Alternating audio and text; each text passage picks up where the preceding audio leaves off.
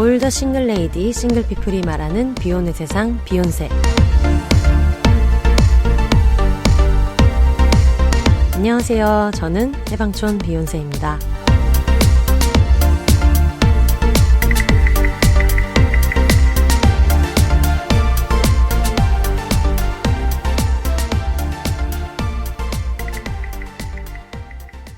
안녕하세요. 해방촌에서 글쓰는 해방촌 비욘세입니다. 비혼입니다. 오늘은 비욘세 최초로 만삭의 임신부를 모시고 이야기 나눠보도록 하겠습니다. 규진님 안녕하세요.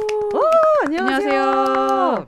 아마 비욘세 청취자분들 대부분은 저희 약간 시청층의 특성상 당연히 데스셀럽일 거라는 확신이 있는데, 저희가 항상 어제 출소하신 분들, 인터넷 오늘 연결하신 분들을 항상 배려하고 있기 때문에 직접 자기소개를 부탁드려요. 네네. 안녕하세요. 저 한국 국적 유부녀 레즈비언 김규진이고요. 이제 2달 뒤에 아마 여기에 뭐 유자녀라든지 엄마라는 타이틀을 붙일 수도 있게 될 것 같습니다. 네. 대체적으로는 회사원이고 또 한편으로는 뭐 책도 하나 썼고 뭐 관종이기도 한 그런 사람입니다. 유브레즈가 맨 앞에 오는 소개. 네네. 네, 요즘 너무 편리하게 이용하고 계실 것 같아요. 맞아요. 네. 그래서 좀 걱정을 한 게 제가 법적으로는 비혼이기는 한데 어찌 보면은 비욘세라는 팟캐스트랑 가장 먼 사람이 아닌가, 이렇게 결혼에 미쳐 있고 출산에 미쳐 그러니까요. 지금 정상선에 너무 미친 사람이거든요. 그러니까요. 그래서 좀 걱정을 했는데 곧 비욘세님이 강의하시는 곳에 앞에 여러분들이 오셔가지고 좀 항의를 하고 계시는데, 젠더 퀴어 페미 비혼주의 홍보하여 건강사회 파괴하는 도서관 폐관하라 이렇게 써져 있어서 저희가 한 가족으로 묶였어요. 우리가 가족인지 오늘 알았어요. 네네네. 그래서 현수막 걱정을 하다가 현수막을 보니 비욘세 나가도 괜찮겠다. 그럼요. 라는 생각을 그리고 했습니다. 비욘세에 자주 나오고 계시는 그 피오다 언니, 혜영 언니도 강제 비혼자 자격으로 나오고 있어서 지금 이분들은 이 순간을 좀 즐기실 필요가 있는 게, 동성혼이 법제화되는 순간 여러분 다 못 나옵니다. 그러니까 그때부터는 금지여가지고 즐기도록 하겠습니다. 나올 수 있을 때 지금 빨리빨리 나오셔야 된다. 오늘 방송 중에는 어떻게 불러드릴까요? 뭐 규지니어스님 이렇게 부르는 분들도 계실 거고. 근데 그게 그거라서 그냥 규진님으로 불러주시면 될 것 같습니다. 알겠습니다. 제가 찾아보니까 비욘세가 2020년 2월에 시작을 했는데 2020년 6월인가쯤에 책 나온 지 얼마 안 되셨을 때, 맞아요. 그때 청취자분이시기도 하고 제 책을 편집해 주신 분이기도 한 조한나 편집자님이 언니 나랑 결혼할래요 책을 이야기를 하면서 이 책 너무 재밌는데 한번 홍보해 주셔도 좋겠다. 또 혜영 언니가 많이 나오실 때고 그래가지고 그렇게 얘기를 해주셔서 저희가 광고나 이런 건 없었지만 저희도 강제 비혼자분들이 많이 이제 듣고 계셔가지고 근데 좀 조심스러운 거예요. 지금처럼 이제 본인이 한국 국적 유브레즈입니다라고 하는 것과 제가 이걸 너무 납작하게 한 줄로 설명하는 게 좀 어려울 것 같아서 직접 자기소개를 부탁드리고자 DM을 드렸었어요. 그때. 맞아요. 기억나요. 저 그때 그렇게 얼마 안 된 줄 몰랐어요. 그때도 되게 유명한 팟캐스트 라고 저는 되게 생각을 했었는데 이제 더 유명해져가지고 너무 기분이 좋고 그때 너무 기억납니다. 그래서 그때 그걸 써주셔가지고 다음에 한번 꼭 모셔야겠다라고 하던 차에 저한테 굉장히 좀 최근에 이제 한국의 출생률이 발표가 되면서 왜 그걸 나한테 자꾸 이렇게, 특히 일본에서 이제 10년 뒤 일본에게 닥칠 일이다라고 생각을 했는지 정말 그 지상파 방송사 거의 전부 다 연락이 왔었거든요.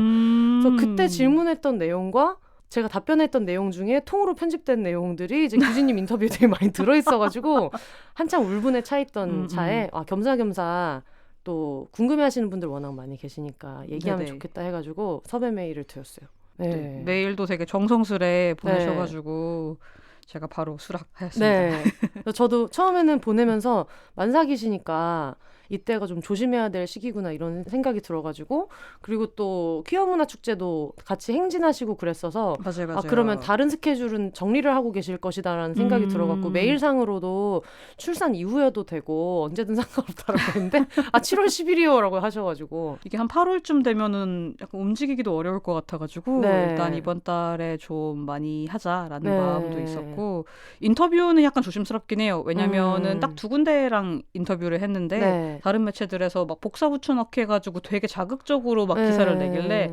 그거는 조금 고르고 있는데 비욘세는 워낙 청취자분들도 LA 분들도 많으시고 해가지고 저희 스노우볼이에요. 저희끼리 살고 있습니다. 네. 전혀 걱정 없었습니다. 네네. 너무 감사합니다. 녹음 시작 전에도 얘기했지만 허니제이 씨도 마지막까지 저지쇼를 만삭의 배로 춤을 추셔가지고 규진님의 어떤 성격상 하고 싶은 걸 또 이제 같이 할 수 있는 거를 원하는 건 많이 하시는 게 좋다고 믿어서 네 와주셔서 너무 감사합니다. 규진님을 아마 여러분이 검색을 하시면 레즈비언 김규진이라고 그렇죠. 네, 동네방네 소문이 많이 나 있어서 어쩌다가 일이 이제 이렇게 되었는지 그 여정을 좀 간단하게 들어볼까요? 저는 뭐 제가 선택한 거여서 크게 불만은 없지만 좀 처음부터 설명을 드리자면은 원래 결혼을 준비를 하면서 막 이것저것 정보를 알아보고 있었어요. 왜냐면 뭐 여자 둘 웨딩드레스 견적 이런 거는 어디에 잘 없으니까. 그래서 혹시 이런 정보가 있을까 하고 찾아봤는데 역시나 없더라고요. 그래서 그러면은 차라리 내가 지금부터 이거를 좀 공개를 많이 하고 사람들한테 공유하면 내 다음에 결혼하는 레즈비언들은 조금 더 수월하지 않을까? 라는 마음으로 알리게 됐는데 반응이 좀 좋은 거예요. 그래서 그 본업이 마켓하다 보니까 좀 신난 거예요. 얼마나 또 맛깔나게 잘 쓰셨어요. 약간 조금만 더 하면은 더 많이 알릴 수 있겠는데 좀 더 하면은 이제 홈런 칠 수 있지 않을까. 맞아요. 그래서 실명과 얼굴을 까고 이런 얘기하는 사람 많이 없으니까 거기다 플러스 조금 약간 회사 같은 보수 사회에서 좋아하는 키워드를 넣으면은 흥행하겠다라는 마음으로 제가 회사에서 동성 결혼 경조금을 받았어요. 휴가와 함께. 그래서 이 뉴스는 커지겠다라고 생각하면서 트위터에 공개를 했었는데 딱 그 언론사들에서 그걸 물어가지고 됐다라고 생각을 했죠. 맛있는 기사거든요. 그렇죠. 지금까지 본 적이 없는. 경조금 신청했을 때는 과정이 보통 어떻게 돼요? 경조금을 신청할 때는 일단 서류가 뭐 혼인신고서가 아니고 청첩장 이라서 거의 한 99.9% 되리라는 확신이 있었어요. 왜냐면은 요즘 이성 부부들도 혼인신고는 굉장히 나중에 하는 경우가 많잖아요. 하지만 좀 걱정이 돼서 인사팀이랑 미리 얘기를 할까라고 걱정을 했었는데 그때 당시 제 상사던 부장님이 아니 규진 결혼이 그렇게 뭐 막 특별한 결혼도 아니고 굳이 동성부부라고 따로 확인할 필요 없다. 내가 승인할 테니까 올려라. 라고 해서 청첩장과 함께 경조금 기한을 해서 거의 한 10분? 만에 모든 승인을 다 받아가지고 전 너무 기뻤죠. 한국 일을 정말 빨리빨리 10분 만에. 팬미니시요. 외국 기업이긴 한데 한국에 오니까 되게 한국화됐어요. 그럼요. K-패치 되는 거죠. 프랑스였으면 평생 걸렸을 거예요. 그렇구나. 그러면은 그 이후로 이제 그 얘기부터 블로그에 쓰시기 시작한 거예요? 그 전부터 썼었는데 그때부터 조금 그 뭐 인터뷰라든지 기사들이 나기 시작을 하면서 뭔가 책을 쓰는 바탕이 되었죠. 저도 그 책을 읽어봤는데 보면서 이미 블로그일 때 너무 에세이 형식으로 이렇게 맞아요.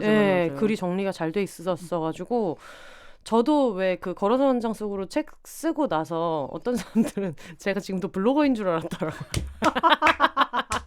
가끔 이제 리뷰 쓰는데 이제 활용하고 있습니다만 그래서 그때도 이런 분이 계시다고 책 얘기를 했을 때 어떤 분들은 나 이 사람 블로그 봤어 라고 하는 분들이 되게 많이 계시더라고요. 맞아요. 약간 단점은 그 책을 사신 분들이 블로그에 썼던 내용 너무 많이 들어있는데 라고 좀 실망하는 경우도 있어가지고 근데 결혼이 한 번인데 어떡해요.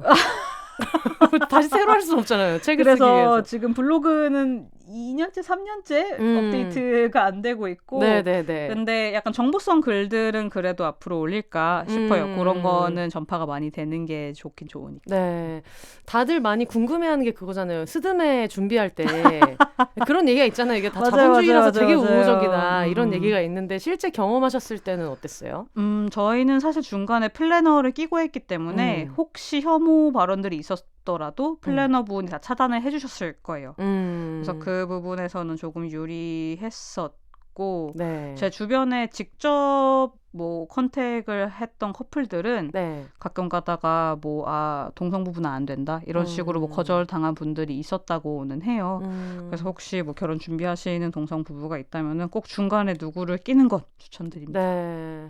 근데 왜 이성애자 부부가 결혼할 때 드레스에 턱시도 이렇게 입으면서 드레스 입은 사람이 드레스를 빛나게 해주기 위해서 턱시도를 좀 많이 누르는 그쵸. 그런 경향이 있잖아요. 있죠. 근데 드레스가 둘일 때는 약간 어떤 식으로 좀 합의를 하게 되는지. 이게 저희는 별 생각이 없었는데 한 드레스샵에서는 뭐 순서대로 입었는데 다른 곳에서는 둘이 동시에 방을 2개를 두고 갈아 입었었는데 약간 팀이 2개니까 실장님 2분이 경쟁에 붙으신 거예요.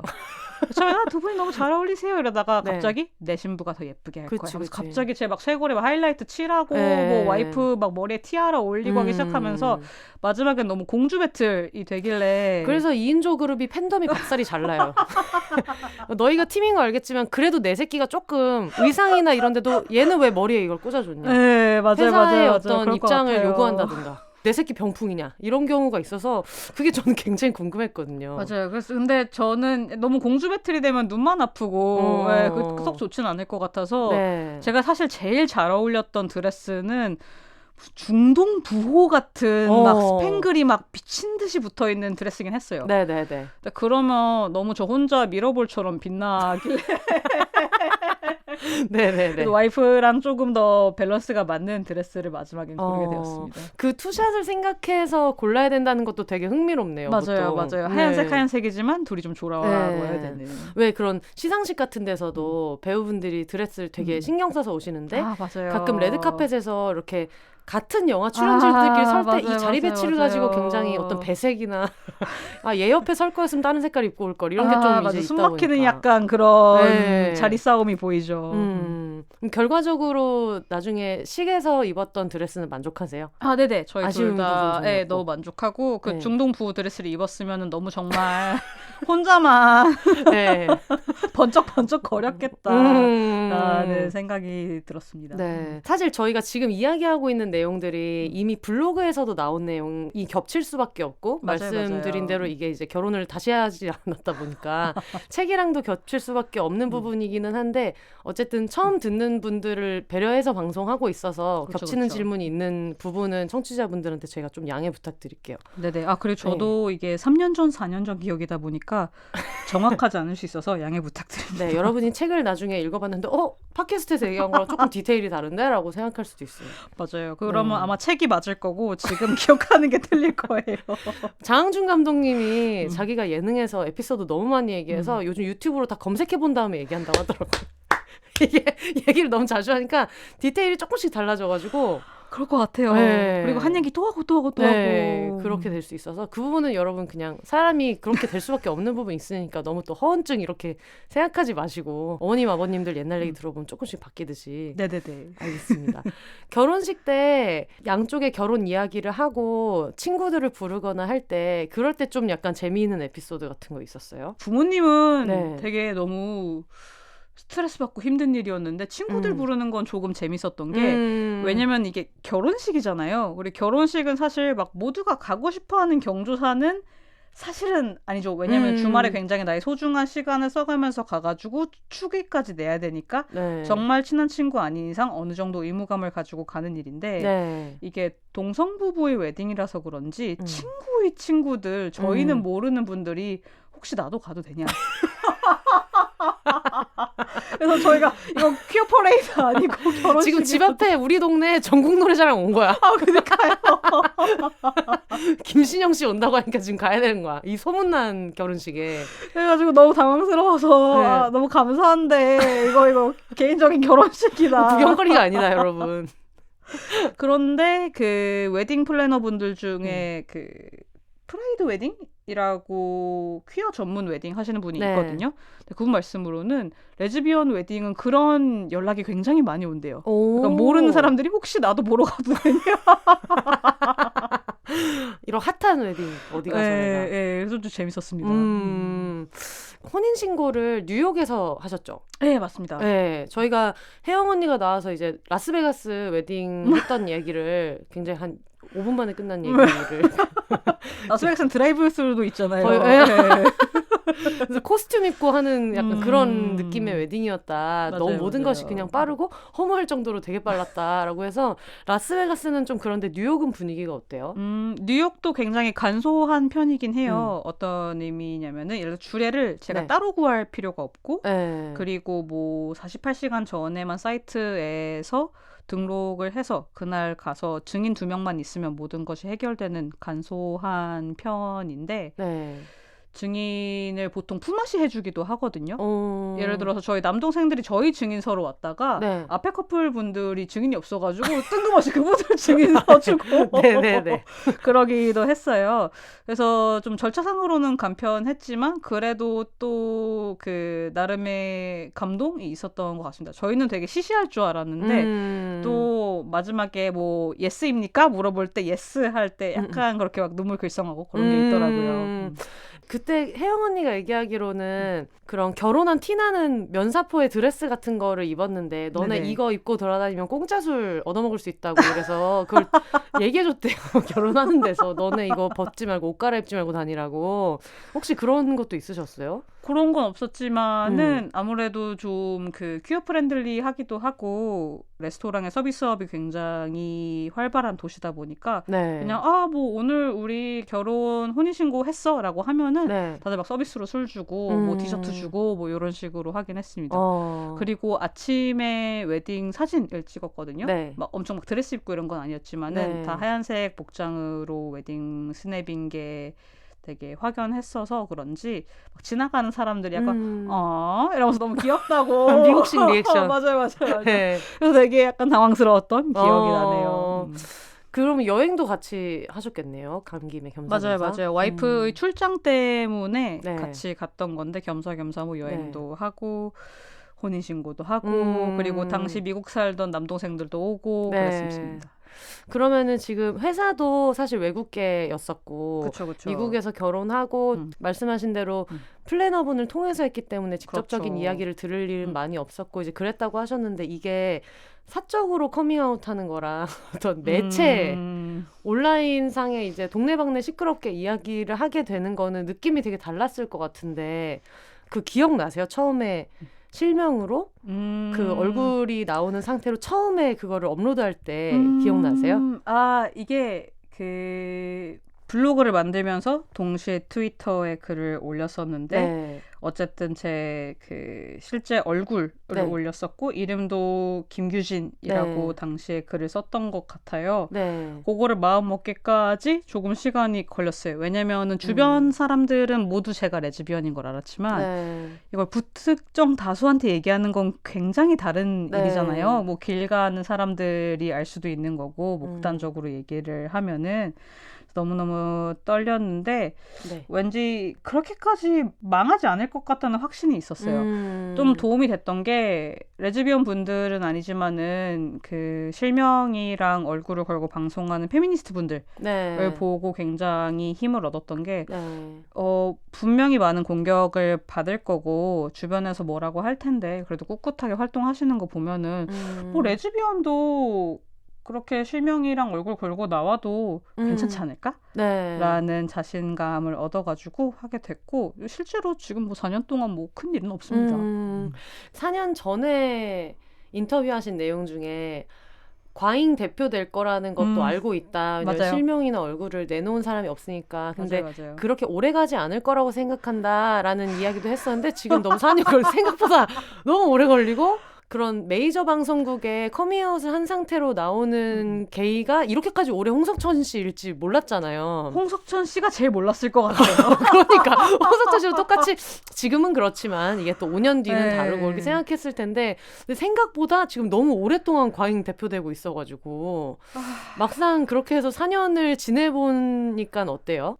근데 비욘세 님도 이렇게 막 일본에서까지 인터뷰하러 오고 이럴 줄은 모르셨을 것 같아요. 저는 근데 진짜 깜짝 놀랐어요. 저는 통계에 나와 있는데 비욘세가 진짜 많게 통계에 나와 있는데 지금 너무 깜짝 놀라서 그 네이밍을 잘한 그것도 있는 것 같고 웃겨서 그런 걸까?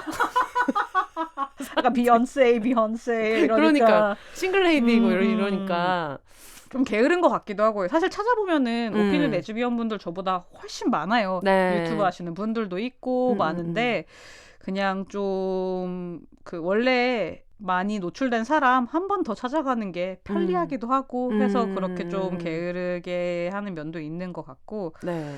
그리고 3년이면 끝날 거라 생각했는데 또 그 임신이라는 새로운 그러니까요. 떡밥이 생기는 바람에 네. 또 이렇게 됐네요. 의도치 되게 않게. 약간 헐리우드 스타 중에 네.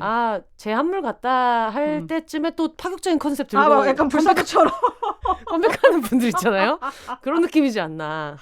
이제 난 좀 보편적이야. 나는 요즘 세상에 너무 무슨 결혼한 레즈비언 가지고라고 생각했을 때 그렇다면 내가 애와 함께 컴백해주지. 그런 느낌이 있어가지고. 근데 이게 너무 슬픈 게 셀럽들은 그렇게 해서 굉장히 큰 명예와 돈을 버는데 나는 관심과 욕만 받는. 그러니까. 그래서 이게 약간 그런 어쩌다 보니까 원치 않았지만 너무 외로울 수도 있겠다라는 생각이 들고.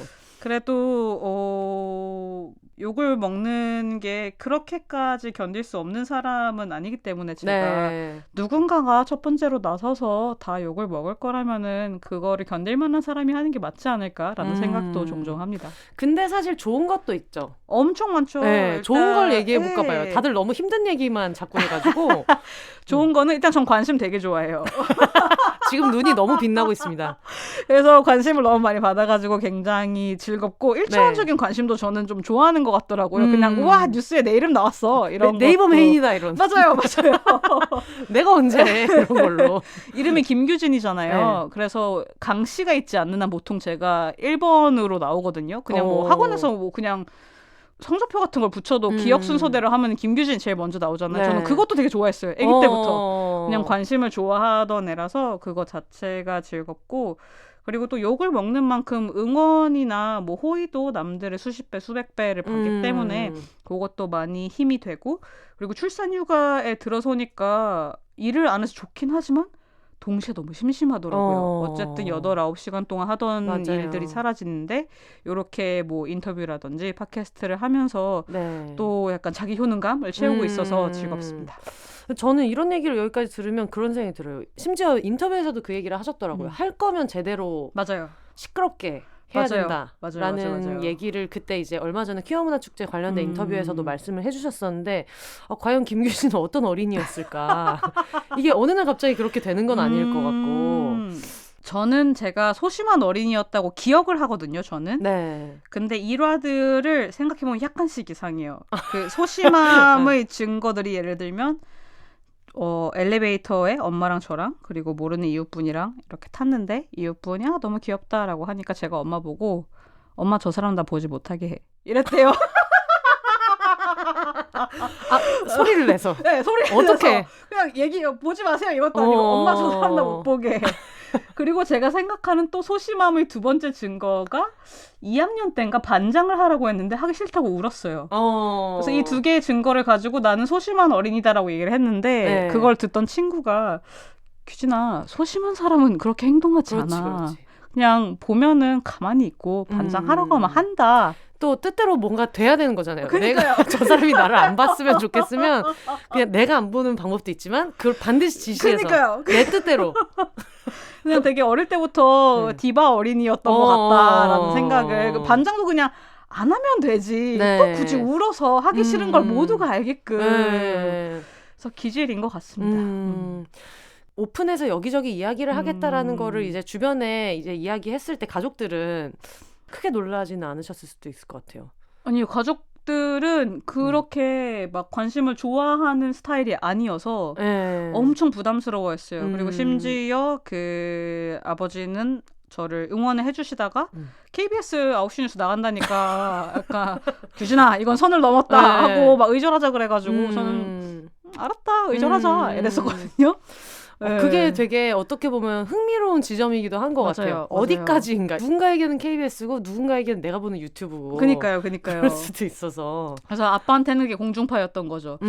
제가 뭔가 추측하기로는 아빠의 주변인들도 불특정 다수가 알 수 있는 것까지는 조금 버거우셨나라고 생각을 하는데 물론 2달 뒤에 막 규진아 너무 보고 싶어 흑흑하고 문자가 와가지고 다시 화해를 하기는 했는데 어쩌겠어요. 제가 이렇게 태어난 거. 맞아.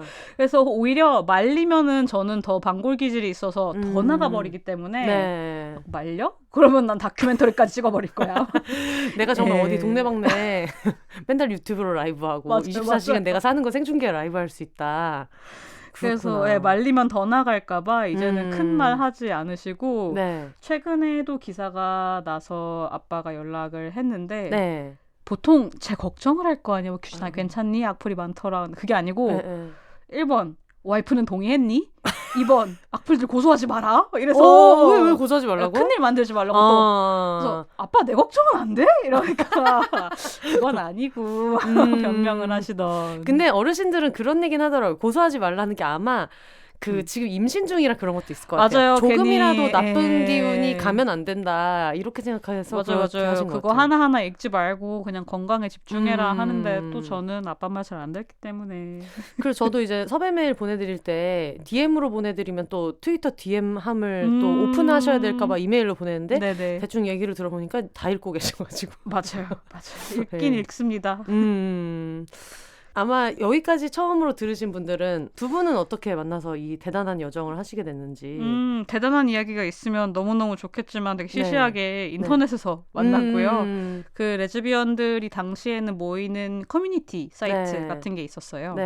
거기가 솔로 탈출방이 있고 수다방이 있는데 이 두 가지가 그 사람을 만나는 주요 채널인데 약간 달라요. 솔로 탈출방은 구구절절 나는 이런 사람이고 어쩌고 저쩌고 굉장히 길게 써야 되는데 수다방은 그냥 뭐 내일 뭐 나랑 점심 먹을 사람 이런 쪽인데 의외로 수다방이 훨씬 성사율이 높아요. 왜냐면 솔로 탈출방은 좀 부담스럽거든요. 내 신상도 없고. 맞아요. 그래서 제가 수다방에 뭐 난 이런 사람인데 뭐 이번 주말에 뭐 저녁 먹을 사람? 이런 식으로 글을 써서 와이프가 답글을 남겨가지고 보게 됐고 저는 사실 기대가 하나도 없었거든요. 왜냐면은 저희는 만나기 전에 뭐 사진 교환을 하기도 하고 안 하기도 해요. 왜냐면 레즈비언들은 아무래도 게이들보다는 조금 더 신상을 드러내는 데에서 소극적이기 때문에 저는 얼굴을 항상 깝니다. 왜냐면은 막 글론 너무 잘 맞았어요. 근데 만났는데 막 제 외모가 마음에 안 들 수 있잖아요. 얼마나 비극이에요. 제 외모가 너무 마음에 안 들면은 만나지 말자라는 의미에서 제 사진을 항상 보내는데 상대방의 사진을 보길 원하는 건 아니었거든요. 근데 뭔가 부채의식이 생겼는지 와이프가 사진을 보냈는데 어두운 밤에 성당 앞에서 흔들려서 형체가 보이지 않는 가오나 씨 같은 사진을 보는 거예요. 사진의 의미가 있는가? 그니까요. 이게 그냥 약간 점 찍는 느낌으로 나도 예의 차렸다. 그래서 꼭 만나야 될까? 그러니까 안 보낸 것보다 이거는 더 수상한 거예요. 맞아요. 너무 고민을 했지만 그래도 대화가 잘 통하는 것 같으니 친구라도 해도 좋으니까 나가야겠다라고 해서 나갔는데 생각보다 너무 잘 맞아서 2달 만에 프로포즈하고 4달 만에 혼인신고하게 됐죠. 와 진짜 빨랐네요. 네네. 근데 이게 좀 그 혜영 언니도 말씀을 하셨을 수도 있겠지만은 레즈비언의 글로벌 월드와이드한 약간 조크 같은 거예요. 레즈비언들은 만나면은 2번째 날에 동거한다고. 왜 그런지 모르겠어요. 그게 너무 웃겼던 게 작년이었나 올해였나 혜영 언니가 연사로 초청이 돼서 다양한 가정에 대한 이야기를 이제 하는 에피소드가 있었어요. 그래서 어떻게 결혼했고 그 혼인신고 이후엔 어땠고 이제 이런 얘기를 해줬는데 그때 영화관에 큰 스크린이 있었거든요. 그러면서 거기에서 슬라이드를 탁 넘기면서 뒤에 이만한 그 이사 트럭이 나오면서 여러분 이것이 뭘까요?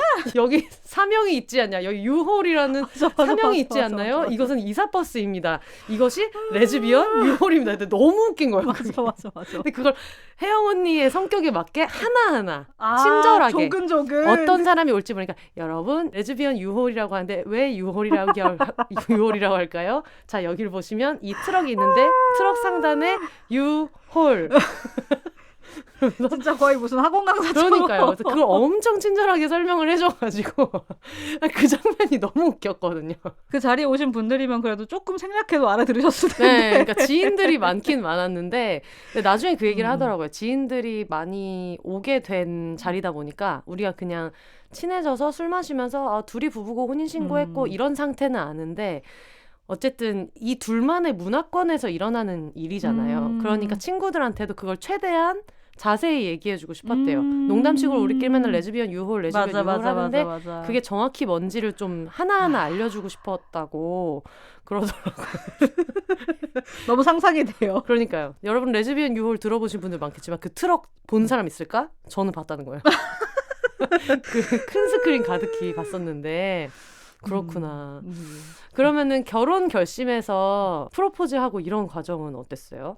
와이프는 맨날 기억이 안 난다라고 넘어가기는 하지만 이게 어제 만나셨던 그 혜영 언니랑도 친한 네. 그 미국인 한국인 레즈비언 부부가 있는데 그 부부가 저랑도 친해서 그 저랑 와이프랑 그냥 사귀던 시절에 놀러 갔어요, 집에.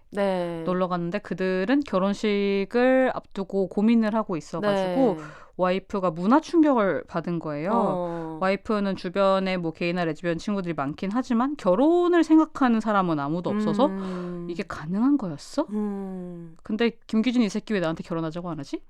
갑자기 사고의 전환, 괘씸함으로. 급할지. 네. 왜냐면은 저는 항상 결혼을 어릴 때부터 하고 싶었던 사람이어서 그거를 와이프가 알고 있었거든요. 그래서 주변에 결혼한 사람이 있다? 레즈비언 결혼이 가능하다? 김규진 결혼을 하고 싶다? 근데 왜 나한테 말 안 하지? 이 괘씸함까지 넘어갔는데 술에 취해서 택시에서 갑자기 규진아 너는 나랑 어디까지 갈 거야? 이러는 거예요. 그래서 저는 너무 땀이 났죠. 이게 무슨 소리일까? 갑자기 우리 만난 지 2개월 됐고 그리고 분명히 와이프는 결혼 생각이 없다고 했거든요. 저한테는. 무슨 소리지? 하고 있는데 또 갑자기 대화가 다르게 흘러가다가 구체적인 가방의 모델명들이 나오기 시작했어요. 어떤 가방이요? 가방은 샤넬 가브리엘 아니면은 레이디 디올 레드 페이턴트 미니가 귀여운 것 같다. 굉장히 자세하죠. 어떤 예단의 느낌으로 서로 뭔가 주고받는 그런 게 있으니까. 그래서 약간 알겠다고 이게 무슨 뜻일까 하고 다음날 회사에 가서 저 회사가 정말 극여초 회사기 때문에 연애 상담을 하면은 꽤나 유용했어요. 보통 저한테 절대 이입하지 않고 저희 여자친구들한테 이입하시는데 왜 다들 그럴까요? 그러니까요. 모르겠어요. 아버지도 그렇고 왜 그럴까요? 근데 보통 꽤 정확한 의견을 주더라고요. 그래서 규진아 이거는 못 들은 척 할 거 아닌 이상 프로포즈를 해야 된다. 가방도 사야 된다. 라고 해서 알았다. 하고 그날 그 디올 청담 플래그십에 가서 레이디 디올 미니 레드 페이턴트를 샀죠. 근데 너무 억울한 게 이 얘기를 하면 와이프는 자꾸 기억이 나지 않는다. 술에 취해서 아무런 기억이 나지 않는다. 기억이 안 날 정도로 만취해 있었지만 모델명을 정확히 읽을 수 있어요. 그러니까요. 이게 정말 진실일까? 정말 기억이 안 나는 걸까? 싶기는 한데 그렇게 해서 프로포즈를 하게 되었습니다. 근데 저도 곰곰이 생각해보니까 지금까지 와이프만큼 잘 맞는 여자친구가 단 한 번도 없었더라고요. 그래서 사실 거의 과분한 사람이라서 제가 이성애자였으면 결혼 못했을 수도 있어요. 와이프랑. 그래서 거리낌 없이 프로포즈를 했죠. 듣다가 에피소드 중에 이제 너무 웃긴 게 하필 택시를 탔는데 어디까지 갈 거냐라고 했다는 것이 너무 어디로 가야죠 아저씨 같은. 그럼 택시기사님 어쩔 거야. 너무 깜짝 놀라셨어요. 이게 무슨 뜻일까? 그러니까 보통 사람들이 결혼하는 사람들한테 결혼을 하고 싶어하는 성향의 사람들은 이 사람이랑은 결혼해야겠다라고 생각하는 순간이 있다고들 하고 이제 그런 얘기들을 많이 하는데 지금 얘기를 들어보니까 그냥 멱살 잡혀서 하게 되었다. 지금이다라는 어떤 뭐 석양이 지고 있을 때 너의 뒷모습을 보면 생각했지 이제 이런 게 아니고 해야 되나 보다라고 하면서. 근데 그 생각은 했어요. 연애 초반인데 너무 거슬리는 포인트가 없어서 뭔가 어떤 연애들은 처음에 불안한 부분이 있지만 너무 좋아서 모른 척 하잖아요. 그렇죠. 그럼 모른 척하는 부분들이 없어서 너무 신기하다. 혹시 내가 놓치는 게 있을까 하고 엄청 주의 깊게 살펴봤는데도 찾을 수가 없어서 그 부분이 신기하다. 오래 만나겠구나라고는 생각을 했었어요. 네. 결혼식을 하시고 나서 사실 제일 핫했던 아이템. 저희 그 규진님의 서사에서 모두가 이 얘기는 난 진짜 들었어라고 했던 이번에 만삭 임신 발표가 이제 3년 만에 대단한 화려한 컴백이라면 아무래도 혼인신고 서류 불수리 됐던 일이 굉장한 어떤 이슈였잖아요. 맞아요. 네, 맞아요. 그래서 아마 들으시는 분들 중에는 이미 책도 읽으셨고 많이 접하신 분들도 계시겠지만 한번 또 목소리로 생생하게 얘기를 해주신다면. 이게 결혼을 하면은 보통 이성애자들은 그 뒤에 따라오는 게 혼인신고죠. 그래서 혼인신고를 한번 해보고 싶었는데 기사를 찾아보니까 지금까지 대면 혼인신고를 한 동성 부부가 알려진 사례가 없는 거예요. 김조광수 부부는 우편으로 네. 신청을 했고, 그럼 정말 구청에 걸어가서 직원한테 서류를 내밀어 본 사람이 없다는 거 전 너무 충격을 받았어요. 그게 알려진 게 없었던 거예요, 한 번도? 일단 알려진 것도 없고, 그리고 나중에 지금 생각해보면 접수 과정 자체가 불가능했기 때문에 아마 접수가 되지 않아서 있었더라도 기록되지 않았을 거예요. 그래서 그거에 너무 충격을 받아서 당시 2020년인데 세상에 2020년에 혼인신고를 대면으로 한 동성부부가 알려진 바가 없다니 한번 가서 해봐야겠다라는 생각을 했었고, 마침 결혼 1주년을 앞두고 있어서 좀 큰 마음을 먹고 해보자라고 용기를 냈죠. 왜냐면은 큰일이 될 것 같았고, 그냥 딱 생각만 해도 구청 직원분들이 곤란해할 것 같았고, 그리고 거절당할 게 너무 명확하잖아요. 엔간에서는. 그 김조광수 부부 같은 경우에도 불수리가 됐으니까 굳이 법적으로 나의 결혼이 허용되지 않는다는 것을 면전에서 듣고 싶진 않았어요. 그런 마음이 있었지만 그래도 누군가는 해야 하니까 가서 혼인신고를 했었는데 저는 5분 안에 끝날 줄 알았거든요. 왜냐면 친구들한테 물어봤어요. 가면 뭐 어떻게 이루어지냐 하니까 가서 서류 내니까 뭐 한 3일 뒤에 문자 올 거라고 하던데?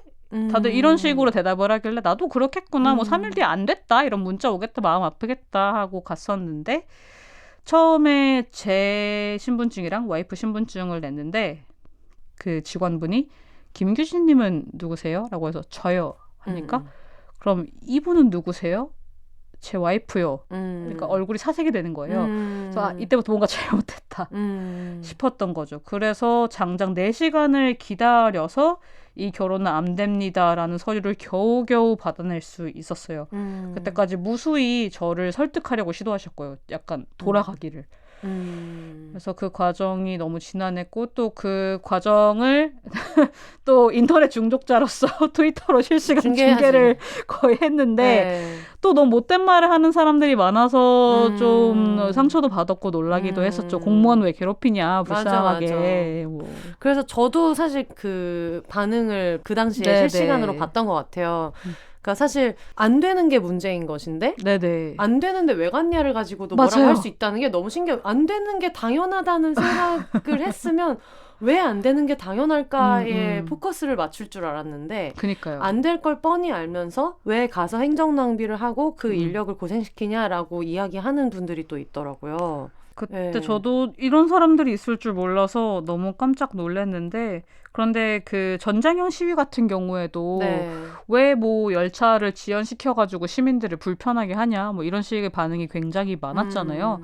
그래서 소수자를 같은 시민으로 일단 좀 안 보는 경향이 있지 않나? 라는 생각이 들어요. 약간 너네는 어차피 엽기인데 약간 왜 와서 굳이 너네의 권리를 주장하냐, 이런 면도 있는 것 같고, 그냥 거슬리는데 괜히 내가 거슬린다라고 하면 나쁜 사람이 되니까 공무원 편을 들어주는 척 얘기하는 것도 있는 것 같아요. 근데 아이러니한 건 오히려 해당 업무를 하는 다른 공무원분들이 저한테 DM도 굉장히 많이 보냈어요. 나는 사실 이 업무 하는데 교수님 민원 정도는 민원도 아니다. 그리고 당연히 해줘야 되는 행정 처리인 거고 너무 속상하게 생각하지 마시라. 저분도 사실 평소에 공무원 생각도 안 할 텐데 왜 저렇게 우리도 생각해 주는 척 하는지 모르겠다라는 분도 계셨고, 또 한 분은 되게 적극적으로 사실 규진님의 서류가 접수가 안 되는 거는 법적으로 맞지 않는 일이었고 그리고 오히려 시스템이 받쳐주지 않았기 때문에 알고 보니까 여자를 넣으면 시스템에서 튕기더라고요. 그래서 당연히 직원분은 안 되는 일이라고 생각을 한 거예요. 법적으로는 접수를 해야 됨에도 불구하고. 그래서 이런 불편은 시스템 개선을 통해서 해결해야 되는 것이다 라고 내부적으로 좀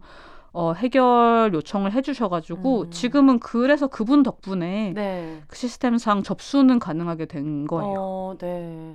그런 게 좀 신기한 것 같아요. 여기에 온 민원인은 자기 삶을 걸고 얘기하고 있는데 그 일하는 사람의 업무상 불편이 대결할 수 있다고 생각해서 그런 코멘트를 사실 쓰시는 거여가지고. 맞아요. 사실은 그 업무상 불편에도 그렇게까지 관심이 있으시도 않으면서. 다들 어떤 비슷한 학원을 다니시는지 전장현 시위 때도 그렇고 얘기하는 패턴이 항상 거기서도 항상 얼마나 거기 지하철에서 일하는 공익들은 거기 끌려가서 그러고 있는데 왜 그러냐 이런 얘기까지 하시는 분들도 있고 해서 뭐 그런 것까지도 좋다고 쳐도 그러면은 그 불편함을 해결하기 위해서 뭐 오세훈 정신 차려라 이런 결론으로 갈 수도 있잖아요. 네가 안 해주니까 공익들이 불편하잖아. 근데 그게 아니고 소수자들 조용히 있어라. 이렇게 결론이 항상 가서 맞아요. 조금 신기하다 싶습니다. 그때도 그 얘기를 이렇게 실시간으로 하셨잖아요. 이렇게 오래 기다리지. 맞아요. 나 지금 여기 40분째 앉아있다. 이런 얘기를 계속 보내주셨어서. 근데 이렇게 디테일한 중계가 되는 와중에도 맞아요. 그 당시에도 아내분은 공개가 안 됐었잖아요. 맞아요. 그때 일하고 있었죠. 네. 그리고 공개된 결혼 사진도 굉장히 절묘하게 약간 이목구비만 안 나오게 옆모습, 뒷모습. 마주보고 찍었는데 이제 완전 뒷모습, 완전 옆모습이 아니라도 볼이랑 귀까지는 나오고 굉장히 교묘하게 찍은 결혼 사진이랑 이런 것들이 되게 많았었는데 이번에 퀴어문화축제 때는 완전 정면 기사 사진이랑 실명이 같이 나갔잖아요. 그렇죠. 네, 그렇게 되기까지는 또 어떤 과정이 있었을까요? 사실 당시에 옆모습 찍는 것도 약간 걱정을 했었는데 그 와이프 친구인가 아까 와이프한테 근데 뭐 세연아 너의 옆모습을 보고 너인 줄 알 정도면 널 정말 사랑하는 사람일 거니까 괜찮지 않을까? 그래서 맞는 말이다 라고 생각해서 당시에 찍었던 게 있고 이번에는 우선 큰 변화가 있었던 게 1년 전에 와이프가 퇴사를 하면서 대대적으로 커밍아웃을 했어요. 이게 어떻게 된 거냐면은 그때는 그냥 제가 남자친구인 줄 직장에서는 알고 있었던 거예요. 그런데 그 직장 분위기가 퇴사를 하면은 뭔가 좀 편지를 남기나 봐요. 저는 뭐 배우자와 이제 파리에서 1년 정도 살려간다 하고 메일을 썼는데 어떤 분이 빈정된 거죠. 김세연 씨는 배우자의 뜻이 뭔지 모르는 것 같다. 그러니까 남자친구인데 남편도 아닌데 왜 배우자라고 하냐 이런 뜻이었겠죠. 근데 저희는 레즈비언이니까 저희한테 그게 너무 다르게 다가오는 거예요. 법적으로 결혼을 못했으니까 이 강제 비혼자로서. 그렇지. 너무 화가 나서 분기탱천해가지고 와이프가 카카오톡 프로필을 매일매일 하루는 웨딩밴드, 하루는 혼인증명서, 하루는 결혼사진 이런 식으로 내가 얼마나 결미새인지를 안 볼 수 없게끔 매일매일 업데이트를 했고 그게 그 카카오톡에 업데이트 빨간불이 뜨잖아요. 저는 몰랐는데 사람들이 그걸 보더라고요. 그냥 할 일 없는 사람들이 누가 뭘 업데이트했는지 매일 보는 분들이 꽤 많대요. 인스타피드 보듯이? 처음 들었어요. 네, 저도 전혀 관심이 없어서 몰랐는데 하여튼 그리고 좀 나이 드신 분들일수록 좀 많이 보신다고 그래서 회사에 그렇게 쫙 소문이 났고 근데 와이프는 1년 동안 파리에 가서 행복하게 살았고 그 1년 동안 회사분들이 그 소식을 좀 소화를 한 거죠. 근데 돌아와서 같은 회사로 다시 재입사를 하게 되니 이미 그때는 너무 식은 떡밥이어서 너무 괜찮았고 이제 가족 그리고 돈 주는 사람들 두 그 큰 곳에서 정체성을 아니까 거리낌이 없어진 것 같아요. 의미 있었겠네요. 규진님한테는 이번에 같이 정면으로 사진 찍고 할 때 기분이. 일단 너무 고마운 게 저는 진짜 관종인데 와이프는 전혀 아니거든요. 이것에서 뭐 어떤 희열을 느끼지 않아요. 그런데도 그냥 제가 이런 활동들을 하고 싶어 한다는 이유만으로 서포트를 해줘서 너무너무 결혼을 잘했다라는 생각을 합니다. 그렇구나. 그 임신 얘기를 보면서 다들 되게 놀라신 분들도 많으셨을 것 같고 그리고 보통은 임신했어요 정도인데 옛다 8개월이다 라는 것이 규진님처럼 목소리를 내시는 분들이 여기저기 많이 계시지만 약간 규진님의 활동하시는 게 뭐 활동은 아니지만 패턴을 보면 약간 노빠꾸일 때 맞아요. 나는 구청 왔다. 난 구청 왔어. 얘기하고 야 만사 8개월 가보자고. 이럴 때 이제 오픈을 하시는 것이 굉장한 마케터다. 라는 생각을 했었거든요. 저는 원래 제 신변 잡기를 어머니 때문에 다 떠드는 사람이어가지고 사실 참는데 너무 힘들었어요. 이거 어떻게 참았어요? 짜잔했을 날의 임팩트만을 생각하며 네. 매일매일 참았습니다. 이게 묵힐수록 대단한 떡밥이 된다. 맞아요. 그리고 생각하시면서. 초반에 한 뭐 예를 들어서 보통 16주쯤에 다들 네. SNS 같은 때 올리시더라고요. 뭐 맞아요. 애기 집에 봤어요. 뭐 이러면서 올리시던데 그렇게 해가지고 정보가 희석되느니 마지막에 짜잔 터트려가지고 그때 임신한테 출산 예정일상 왠지 퀴어 퍼레이드 즈음일 것 같아서 네. 버즈가 굉장히 잘 생성이 될 것 같아서 그렇게 하면은 뉴스를 많이 타겠다라는 예측을 해서 그것만을 생각하며 존버했죠. 저 굉장한 마케터입니다. 얘기 들으면서. 사실 제 본업이 네. 이만큼 성공적이었다면 네. 이미 임원을 달 수도 있었을 텐데. 지금 이 방송을 어떤 회사나 이런 쪽에서 듣고 계시면은 굉장히 시끄러운 사람이야, 뭔가 활발한 사람이야라고만 생각할 수 있겠지만 이런 큰 그림이 있다는 거를 나중에 그렇죠, 이제 그렇죠. 승진 케이스 검토하거나 할 때 반드시 생각을 좀 해야 될 것 같아요. 맞습니다. 본사에서 좀 들어주셨으면 네. 하는 마음이 있네요. 처음에 보통 발표를 할 때 이렇게 뭐 초음파 사진이나 이런 걸로 얘기하신 대로 하는데 막 너무 옛다 이렇게 나타난 것이 그게 너무 신선한 거예요. 제 주변에 어떤 맞아요. 이성애자 커플도 맞아요. 그렇게 얘기를 한 경우는 잘 없어서 근데 사실 저는 그냥 막연히는 그런 생각도 했거든요. 이게 어쨌든 초기에는 좀 조심해야 되는 기간이라는 것도 있고 맞아요. 그래서 그런 것들을 생각하셔서 그렇게 하셨나 보다라는 생각도 들었어요. 그것도 있고 그리고 초음파라고 해도 엔간하면은 앞으로 태어날 아이 사진은 안 올리려고요. 왜냐면은 저는 성인이고 맞아요. 제가 선택해서 제 사진을 올리는 건데 아이는 사실 뭐 동의를 한 건 아니잖아요. 네. 그렇기 때문에 원하지 않는 그런 관심을 받았을 때 나중에 싫을 수도 있을 것 같고 해서 웬간하면은 제 사진이나 와이프 사진 위주로 노출이 앞으로도 될 것 같습니다.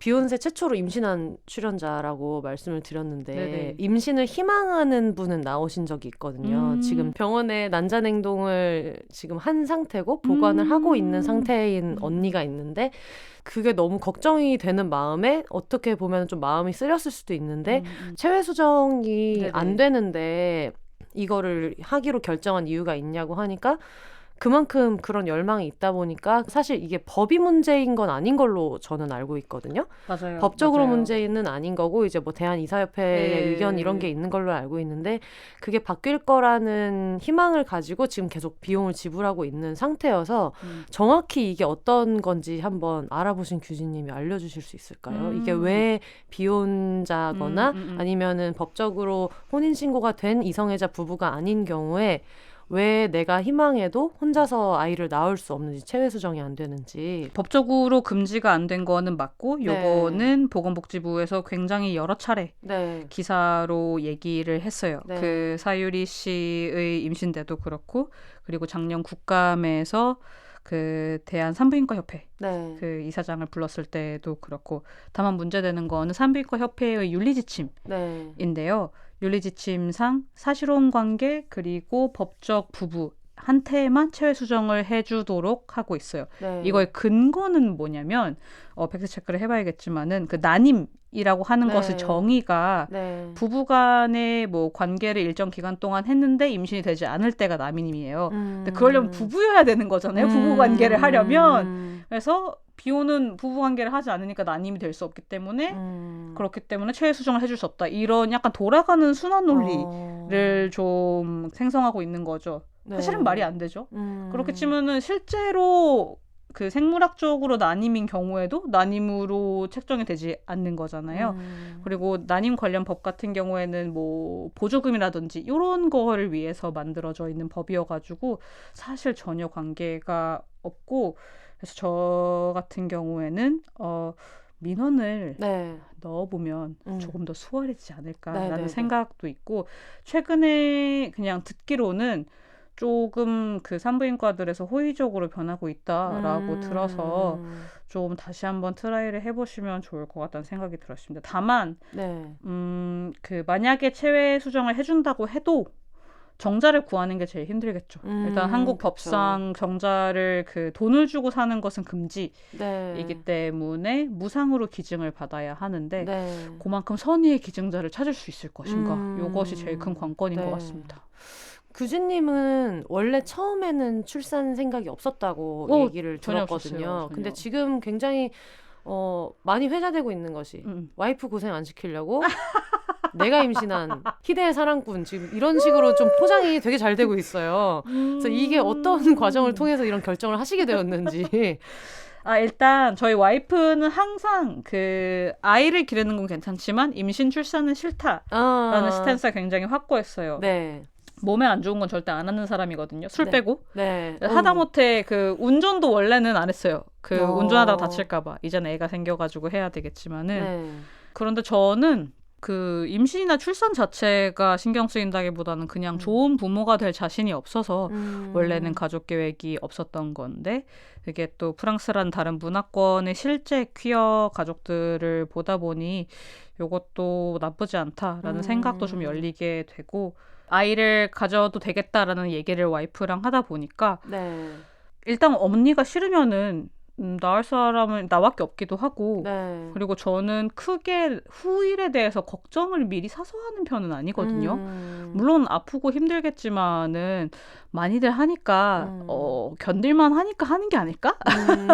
라고 나이브하게 생각을 했고 또 그 상상력을 발휘했죠. 나중에 인터뷰를 분명히 할 텐데 인터뷰를 했을 때 와이프 고생시키기 싫어서 나야 혼자 고생하자는 마음으로 임신했습니다라고 하면은 진짜 멋있어 보이겠다. 지금 그림이 너무 좋거든요. 그니까요. 그림이 너무 좋아요. 너무 멋있어 보이겠다. 네. 그리고 나의 이성애자 남자 기혼 친구들한테 너무 뻐길 수 있겠다. 너네는 와이프 대신 임신해줄 수 있어? 그러니까 너희가 임신해줄 수 있니? 수유를 해줄 수 있니? 그런 얘기하면서 그래서 그런 약간 허세를 부리고자 하는 마음으로 좀 제가 임신을 한 것도 있죠. 그리고 또 뭐 제가 젊기도 하고 가족력도 없어서 여러모로 제가 하는 게 편하긴 했어요. 네. 근데 처음에 아이를 갖겠다 이렇게 결정을 할 때 보통은 이게 약간 다음 스테이지로 넘어가는 일이기는 하잖아요. 아마 행동의 제약 같은 것도 아무래도 가족 안에서 많이 생길 테고 그래서 보통은 어느 기점에 지금쯤 했으면 좋겠다를 계획하시는 분들도 있고 어떤 풍경을 보다가 어떤 가족들을 보면서 우리도 저런 가족을 가져보자라고 생각하시는 경우도 있고 이런데 규진님네 부부는 어땠어요?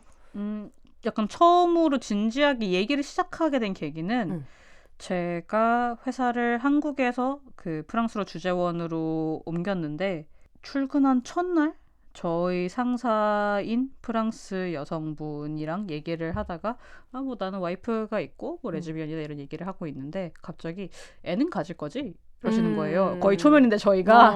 그래서 일단 무슨 질문이지? 싶기도 하고 근데 약간 애 얘기를 물어보다니 여기서는 이게 흔한 일인가? 라는 생각이 들면서 뭔가 여러 가지 생각을 하게 되는 계기가 되었어요. 그러니까 이게 여기서는 그 가능한 일이니까 물어보겠구나.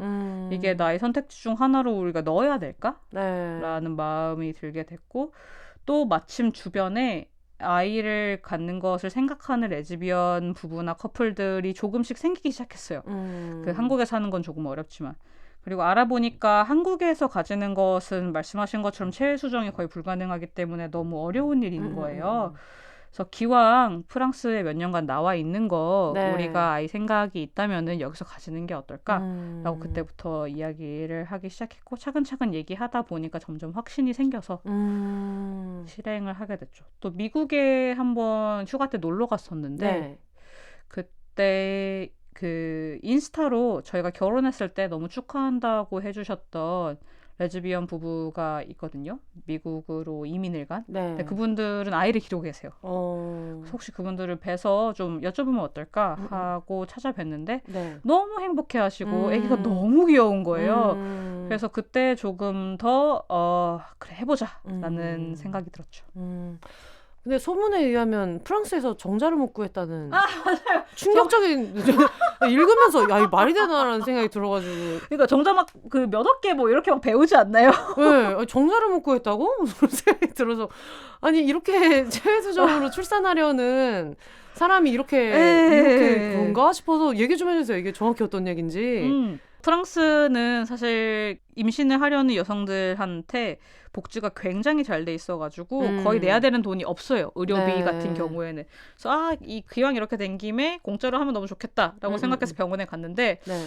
좋아 그러면은 정자은행 등록해. 근데 1년 6개월쯤 기다려야 될걸? 이라고 하는 거였어. 네. 1년 6개월? 하고 좀 왜 그런지 백그라운드를 찾아봤더니 21년 말부터 프랑스 비혼 여성과 레즈비언 부부한테 체외 수정이 합법화 된 거예요. 굉장히 늦죠. 저는 프랑스는 한참 전부터 된 줄 알았어요. 그래서 그때까지 기다리고 있던 그 프랑스 분들이 한 번에 우르르 손을 댄 거예요. 이게 그건가 보다. 그 라스베가스에 결혼 밀린 거랑 똑같은가 보다. 맞아요. 왜냐면 그때 혜영 언니도 그 옷방 정리하다가 기사가 뜨는 순간 주변에서 막 연락이 와가지고 이거 된대. 그래서 그거 보자. 결혼하러 가자 해서 굉장히 급하게 했다. 지금 밀린 민원을 지금 한 번에 하느라고. 맞아요. 다들 애 낳기만을 기다리고 있다가 왜냐면 다른 나라로 가는 건 굉장히 돈이 많이 드는 일이거든요. 행정적으로도 힘들고. 그래서 지금이다 하고 다 손을 드는 바람에 정자가 귀해졌고 또 마침 정자 기증하는 법도 바뀌었어요. 원래는 무기명으로 기증을 하는 거였는데 이게 22년부터인가는 그 아이가 18세가 됐을 때 정자 기증자의 정체를 알 수 있는 접근권이 생기는 걸로 기명으로 바뀌었어요. 그러니까 조금 더 기증하기에 부담스러울 거 아니에요. 그래서 기증량도 적어지고 수요는 늘어나고 해서 이렇게 1년 반을 기다린다는 결론이 생긴 거죠. 그래서 어떻게 하면 좋을까라고 했더니 급하면은 주변 나라인 뭐 스페인이나 벨기에를 가보는 게 어때? 라고 해서 벨기에에 가게 된 거예요. 벨기에는 상황이 좀 다른가요? 네네. 거기는 아주 옛날부터 그 체외 수정을 해줬기 때문에 실제로 제가 간 병원의 클라이언트의 70%가 프랑스 레즈비언 부부였다고 해요. 그래서 거기는 그런 시스템이 너무 무르르듯이 잘 되어 있고 정자도 그냥 원하면 지금도 기증 가능하다 뭐 이런 식으로 일단 대기표 뽑은 사람이 그렇게 갑자기 밀리지 않아서 맞아요. 그렇구나. 그 정확히 어떻게 돼요? 그 과정이 너무 궁금해요. 실제로 어떻게 수정을 해서 뭐 어떻게 진행을 하게 되는지. 이렇게 과정이 일단 첫 번째로 당연히 의사랑 진료를 보고 각종 난임 검사를 해야 되고요. 여러분 난임 검사 진짜 아픕니다. 아무도 알려주지 않지만 검사부터 진짜 아프고요. 그래서 난임 검사를 통해서 어떤 방식으로 수정을 할지 정해요. 예를 들어서 한국 같은 경우에는 보통 난임 부부만 그 시험관을 통해 이렇게 아이를 가지게 되잖아요. 근데 시험관이 아니라도 그냥 인공수정을 할 수도 있거든요.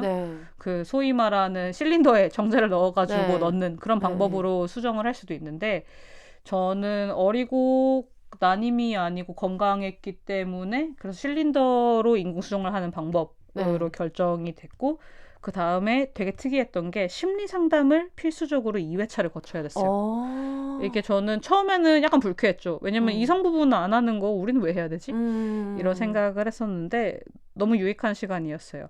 예를 들면 생각지도 못한 뭐 아이에게 좋은 남성 어른의 롤모델이 있냐 뭐 이런 질문을 물어보길래 저희는 있다 뭐 우리 되게 훌륭한 게이 친구들도 있고 아니면 뭐 우리 아빠도 있고 친척들도 다들 되게 프렌들리하다 이런 얘기를 했는데 좋은 모델이라는 게 훌륭한 사람을 얘기하는 게 아니고 그 일상적으로 남성의 모습을 봐야 된다. 왜냐면 엄마들은 매일 보는데 엄마들은 막 짜증도 내고 잔소리도 하고 이러는데 멋진 남자만 보게 된다면 되게 왜곡돼. 그렇지.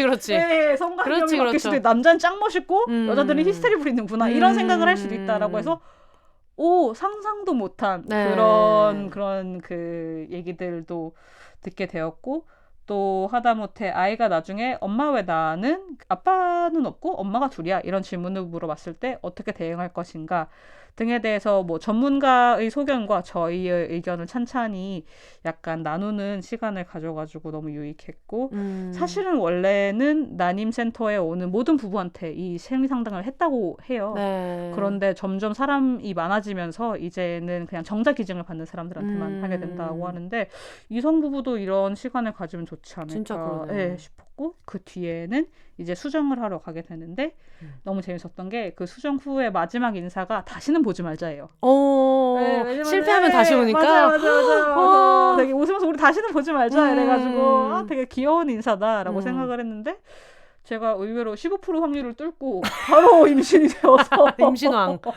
그러니까 이렇게 체질일 줄 몰랐어요. 네. 몰랐던 나의 재능을 발견하게 되어서 다시 실제로 가지 않게 되었죠. 그러다 보니까 그냥 갑자기 벼랑간 그 애국자 출생률 OECD 국가 최하위인 곳에서 태어나서 갑자기 벼랑간 애국자 플로우를 타고 계시는데 실제로 맞아, 임신 맞아. 소식이 들리고 나서 좀 반응이 달라졌다고 느끼시는 부분이 있어요? 그런 댓글들을 보면은 되게 미묘 복잡한 감정이에요. 실제로 좀 호의적인 댓글들 중에 막 얘들아 다들 애도 안 낳는데 뭐 세금 낼 인구 하나 더 추가한 사람이면은 뭐 애국자 아니냐 이런 댓글도 있는데 애국하려고 애 낳는 건 아니잖아요. 그리고 소중한 내 새끼를 무슨 세금 낼 사람으로 보다니. 이게 애국하려고 애를 낳은 건 전혀 아니고 네. 낳기 싫으면 안 낳는 거고 낳고 싶으면 낳는 거고라고 생각해서 굉장히 미묘한 감정이고 그런 얘기를 너무 많이 듣다 보니까 제가 베이비 샤워를 기획을 하고 있는데 네. 일단 제목이 대한민국 저출생 대책 간담회. 네, 약간 시니컬하게 간담이 서늘한. 이렇게 했고 그리고 이랑님을 그 축가를 요청을 드려가지고 세이프 섹스를 하고 새 생명을 내보내지 말자라는 가사의 노래를 부르게 된 거예요. 새 생명을 내보내지 말자는 베이비 샤워. 그렇죠. 이렇게 약간 우리 애국하려고 애 낳은 건 아니야라는 메시지를 좀 명확히 해야 될 것 같아서 그런 베이비 샤워를 진행해보려고 합니다. 그거는 언제로 예정돼 있어요? 이제 2주 남았네요. 그렇구나. 이것도 주변에서 나도 구경하고 싶다라고 하는 사람들 많겠어요. 있었어요. 그래서 막 한 달이 건너서 아는데 직접 알지도 않은데 나 그거 구경하도 되냐. 혹시 막 가도 이래가지고 라인업 너무 좋고. 이제는 친구들이 그래서 약간 이거 퀴어 퍼레이드 아니야라고 잘 이렇게 설명을 해줍니다. 근데 사실 저도 주진님을 섭외를 하고 싶다라고 생각을 했던 게 물론 그 전부터 계속 생각이 있었지만 개인적인 그 경험이 되게 많이 바탕이 됐다고 아까 말씀을 드렸는데 출생률 얘기가 나오고 나서 정말 많은 곳들이랑 이제 인터뷰를 했어요. 일본에서. 네네. 한국보다 일본에서 엄청 인터뷰가 많이 들어와서 처음에는 그거를 왜 비혼자한테 물어볼까라는 생각을 했다가 근데 뭐 질문이 있으니까 그거대로 대답을 잘 하면 되지라고 생각하면서 저는 또 되게 나이브하게 그렇게 생각을 한 거예요. 비혼 출산도 장려해야 한다라는 그들이 원한 게 아니었는데 그래서 되게 눈치 없이 왜 요즘에 결혼을 안 하는 것 같냐라는 질문이 물론 많았고 그래서 그 질문에서도 그런 얘기를 했죠. 모든 결혼이 똑같지 않기 때문에 모든 결혼이 잘못되었다라고 얘기할 생각은 추호도 없지만 만약에 개선이 된다면 결혼할 의지가 있는 여성이 있을까라고 생각하면 나는 일부 있다고 생각하기 때문에 그런 면에서는 여성이 결혼 전이나 후나 자기 존엄이 똑같이 존중을 받아야 되고 뭐 그런 여러 가지 사회적인 게 필요하다. 성평등에 대한 이야기도 하고 그리고 또 한편으로는 비혼이지만 출산하고 싶은 여성 그리고 동성부부인데 출산을 하고 싶어하는 사람들도 굉장히 많은데 지금 우리가 알기로는 어떤 협회의 권고나 이런 것 때문에 그게 불가능하기 때문에 그런 게 해결이 돼야 될 것 같다라는 이제 이야기를 했었고 그중에 어떤 분은 막 되게 유명하신 기자분이 저희 집까지 와가지고 그러니까 이분의 코너가 있는 거예요. 지상파에서 되게 유명한 코너가 있어서 주변에 이제 저도 일본에서 유학을 했었으니까 친구들한테 얘기하니까 그거 완전 프라임타임이고 거기 오는 기자가 간판 기자라서 되게 유명하다고 막 나중에 셀카 찍어서 보내줘 이런 얘기를 할 정도로 이제 그런 분이었는데 그분이 오셔서 얘기를 할 때도 똑같은 얘기를 했어요. 비혼 출산과 그리고 동성부부 출산이나 이제 이런 거에 대한 이야기를 했고 그리고 실제로 그게 뭐 생활동반자법이랑 그리고 동성혼 법제화 이런 게 진행이 되고 이런 사회적인 변화랑 같이 왜냐면 사실 태어난 아이가 어떤 세상에 살 것인가를 생각해서 출산 결정하시는 분들도 있으니까 그런 부분이 필요할 것 같다라고 하면서 이제 프랑스 이야기도 나오고 했는데 그 기자분이 근데 프랑스는 잠깐 올라갔다가 다시 조금 내려가고 있다. 그게 상관이 있겠냐? 막 이런 이야기를 이제 그냥 그래서 아니 우리가 농경 사회가 아닌데 당연히 예전만큼 폭발적인 출생률이 나오지는 않을 것이고 다만 어쨌든 지금 우리가 하고 있는 얘기는 지금 상태에서 출생률을 어떻게 올릴 것인가에 대한 이야기니까 그런 차원에서 중요하다고 본다고 했는데 그 인터뷰는 아예 통으로 안 나가게 된 거예요. 해외에서 와서까지 그렇게 인터뷰를 네, 했는데. 해외에서 되게 큰 비용을 내고 촬영을 하셨고 심지어 저한테 인터뷰에 따른 그 출연료까지 이미 지급이 다 끝난 상태인데 그게 이제 안 나가고 여러 개의 매체 중에서 나간 곳들은 뭔가 그런 결혼이 포커스가 된 거. 그러니까 아마 이분들이 기획한 방향이라는 거는 한국 여자들이 요즘에 너무 의식이 생겨버리는 바람에 예전처럼 남성과 결혼을 안 하게 되었고 그래서 결혼을 안 하는 그런 분위기가 많아서 비혼 팟캐스트도 막 이렇게 인기를 끌고 할 정도의 사회가 되는 바람에 애를 안 낳게 됐다라는 것을 어떤 문제점의 하나로 지적하고 싶어 하시는 것 같고 여기까지 끊으려고 했는데 너무 가버리신 그리고 거구나. 그 얘기를 너무 많이 하는 거야. 그리고 얘가 이것만이 문제라고 동의를 안 하니까 자꾸 원했던 게 안 나와서 그랬는지 모르겠는데 그래서 어떤 건 통편집되고 어떤 거는 얘기한 거 중에 일부만 나가고 아이고. 그리고 또 그 인터뷰 나간 장면을 안 보여주시더라고요. 그러니까 그게 온라인으로 유튜브에 올라오거나 하지 않기 때문에 저는 일본 방송이니까 제가 직접 볼 방법이 없는데 굉장히 많은 경우에 그건 드릴 수 없다라고 얘기하신 뭔가 경우도 찝찝하셨나 있고. 보다. 네, 그래서 뭔가 여러 가지 생각을 하면서 처음에 인터뷰 요청 주셨을 때 하고 많이 다른가 보다. 그리고 많이 다른 이유는 이 출생률이 낮은 것이 이성애자 부부가 줄었기 때문이다. 이거를 이제 큰 줄기로 갔어야 하는데 그거대로 풀리지 않다 보니까 이 인터뷰 자체가 좀 불필요해서 안 나가게 됐나 보다라는 생각이 들면서 그 인터뷰 중에 사실 그런 얘기도 있었거든요. 저는 한국 정부가 그렇게 간절하지 않다고 생각한다. 내 생각에는. 저 동의해요. 네, 그래서 정말 애들을 많이 낳아야 되고 간절하다는 생각이 있었으면 이걸 수당 방법 가리지 않을 것 같은데. 그쵸. 그리고 지금 와서 결혼을 해서 뭐 아이를 낳게 하는 그림을 만드는 게 실패했다는 거는 지금쯤은 그냥 사실 우리가 어떤 이론을 만들어서 설파하는 게 아니고 그냥 일어난 일에 대한 거를 그냥 받아들여야 되는 상황인 건데 그렇게 아직은 간절하지 않다는 생각도 든다고 했는데 당연히 그것도 다 날아가고 그래서 근데 또 너무 일본과 상황이 비슷해가지고 네, 맞아요. 그 얘기를 하면 또 일본 정부 비판이 되기 때문에 맞아요. 찝찝했을 수도 있을 것 같아요. 그래서 그런 얘기를 들으니까 나는 출산에 대한 생각도 없고 사실 뭐 지금 저희가 막 우스갯소리로 애국자가 되어 돌아오셨다는 플로우가 있다라고 얘기했지만 사실 과연 출산이 애국인가라는 것도 근원적으로 사실 저는 잘 모르겠기도 해서 근데 갑자기 거기에서 애 낳을 생각도 없으면서 화가 나는 거야. 화가 나는 거야. 그래서 너무 친구들이랑 야, 나 그거 안 나갔어. 우리 집에 돈까지 다 내고 갔는데 안 나갔어. 이런 얘기를 하던 차에 갑자기 이제 만삭에 배 나온 레즈비언이 짠하고 등장해서 여발한 듯이 여기 내 배다. 이렇게 얘기하시는 인터뷰를 읽다가 이 사람은 굉장히 결혼도 하고 싶어 하고 맞아요. 출산까지 하고 있고 이러니까 저의 삶의 가치관에서 봤을 때는 어떻게 보면은 되게 접점이 없는 사람이라고 생각할 수 있지만 이 문제에서는 읽으시는 내용이 구구절절 맞아 이러면서 봤거든요. 제가 그 모든 것을 편집당하고 나서. 그래서 그러니까 이게 취하는 사람들이 괜히 하는 건 아니에요. 그러니까. 이게 묶이는 이유가 있는 거죠. 우리만 모르고 있나 봐. 우리가 맨날 농담으로 이게 우리가 다 같이 이렇게 덩어리로 묶일 이런 게 아니다라고 얘기하지만 우리만 모르고 맞아 뭔가 있나 봐요. 네. 그래서 이걸 보면서 이거를 좀 섭외 메일을 보내야겠다. 섭외를 한번 해서 이 얘기를 해봐야겠다. 실제로 비욘세 청취자분들 중에서도 하고 싶어 하시는 분들이 굉장히 많고 저는 진짜 깜짝 놀랐는데 저희 엄마가 그런 얘기 하는 거예요.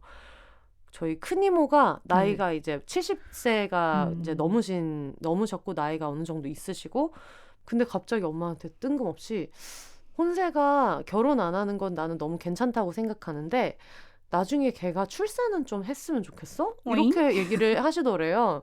그러니까 전통적인 관념을 갖고 계시는 분들은 또 아이를 가지고 있는 가정을 꾸리는 거에 대한 그림이 또 이제 있으니까 그래서 예전 같았을 때는 무슨 왜 그렇게 집착을 해 출산에 이렇게 생각을 했다가 또 이런 분위기를 보니까 그것도 우리가 너무 왜 이렇게 어르신들은 출산에 집착을 할까라고 단순하게 얘기할 게 아니라 실제로 그런 형태를 어르신들이 상상하기 시작했다는 것도 어떻게 보면 되게 흥미로운 거예요.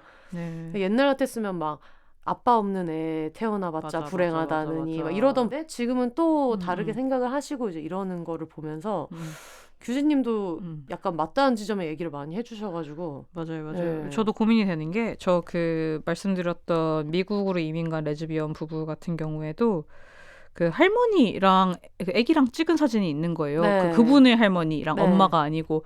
그래서 할머니면 이제 뭐 막 70, 80 하실 텐데 어떻게 뭐 얘기를 하셨냐라고 하니까 그냥 자기 사유리 같은 건 줄 안다. 사유리 씨 같이 그렇게 나왔다라고 얘기를 했지 레즈비언이라고는 얘기를 안 했다라고 해서 어르신들은 동성 부부보다는 비혼 출산이 조금 더 상상이 가까운 걸까라는 생각을 하게 됐고 저도 아빠의 반대 때문에 아직 조부모님한테는 얘기를 못했거든요. 그래서 아빠의 선택지 중 하나일 수도 있겠다. 규진이는 뭐 사유리 씨 같이 나왔다라고 하는 것이 뭐 그런 생각도 들었습니다. 네. 근데 실제로 그렇게 얘기하시는 분들도 있어요. 저희가 얘기했던 것처럼 이성애자 부부의 출산은 되게 축복하는데 이 바깥에서 출산한 것에 대해서는 이제 저는 다 편집당해가지고 내용이 이제 안 올라갔는데 의견 중에서도 조금 다르게 접근하는 분들이 실제로도 있는지. 애가 불행할 텐데 뭐 왜 낳냐 뭐 이런 접근들이요? 뭐 그렇게도 얘기하실 수 있겠고. 맞아요. 그런 되게 오지랖 댓글들이 굉장히 많아요. 그리고 제 주변에는 없지만 뭔가 뭐 건너서 막 걱정하는 척 얘기 꺼내시는 분들도 있다고 들었고 근데 저희 와이프는 항상 그런 얘기를 들으면은 약간 갸우뚱하다가 그렇게 걱정되면은 뭐 그들이 우리 도와주면 되지 않아? 그러니까. 이런 식으로 얘기를 하거든요. 글쓴 너만 그렇게 하면 되는데 너무너무 걱정되면은 뭐 돈이라도 보내던지 뭐 애기용품이라도 보내던지 하면 될 것 같은데 사실은 걱정하는 게 아니겠죠. 아무튼 또 그렇게 댓글을 달면 혼자 막 화내다가 막 가시더라고요. 그래서 그렇게 크게 걱정이 되지는 않고 또 궁금했던 게 이성 출산은 이기적이라는 생각을 정말 안 하는구나. 오히려 이성애자는 아이를 낳을 수 있는 건강상의 문제가 없는 몸을 하고 있는데 안 낳으면 이기적인 것이고 그니까요. 이성애자 부부 밖에서는 또 애를 낳으면 이기적이라는 사람들이 이게 있어. 무슨 건 그냥 약간 귀에 걸면 귀걸이 이런 컨셉인 것 같은데 하여튼 모든 출산은 이기적이고 아무도 약간 그 태아한테 물어보고 낳지 않잖아. 태아야 혹시 너는 태어나고 싶니? 이런 얘기 뭐 저는 엄마 아빠한테 못 들었던 것 같거든요. 그렇기 때문에 그냥 뭐 일리는 있는 말인데 모든 출산은 그렇다는 걸 알았으면 좋겠다 정도로 받아들이고 있죠.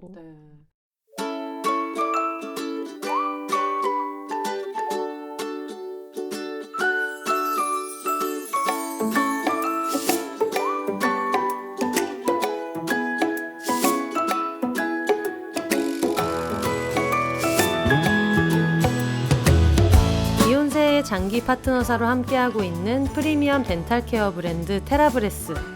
넘버원 무알콜, 무색소, 무인공향료 가글 테라브레스로 소중한 치아 건강 잘 지키고 계신가요? 테라브레스도 좋지만 새로운 가글을 경험하고 싶으시다면 혹은 테라브레스가 잘 맞지 않아서 아직도 정착할 가글을 찾고 계신다면 덴탈 케어의 새로운 활력을 가져다줄 브랜드 웨이큰을 경험해보시는 건 어떨까요? 웨이큰은 영국 1위 비건 가글로 영국 채식협회로부터 비건 인증을 받았고요. 생분해성 플라스틱 패키지를 사용하며 지구와 나 모두를 지키기 위해 노력합니다. 무알콜, 무색소, 무인공향료에 가글답지 않은 아치형의 고급스러운 패키지 디자인까지. 지금 온눌리 스토어에서 프로모션 코드 비혼세를 입력하면 테라브레스를 구입하실 때뿐만 아니라 웨이큰을 구입하실 때도 최저가로 구매하실 수 있습니다. 비욘세 채널이 계속해서 성장할 수 있도록 수익의 일부는 비욘세 지원금으로 활용됩니다. 최저가 혜택에 더해 비욘세의 힘을 보탤 수 있는 기회까지. 지금 온누리 스토어로 가셔서 결제창 프로모션 코드 입력란에 비혼세 세 글자만 입력해주세요.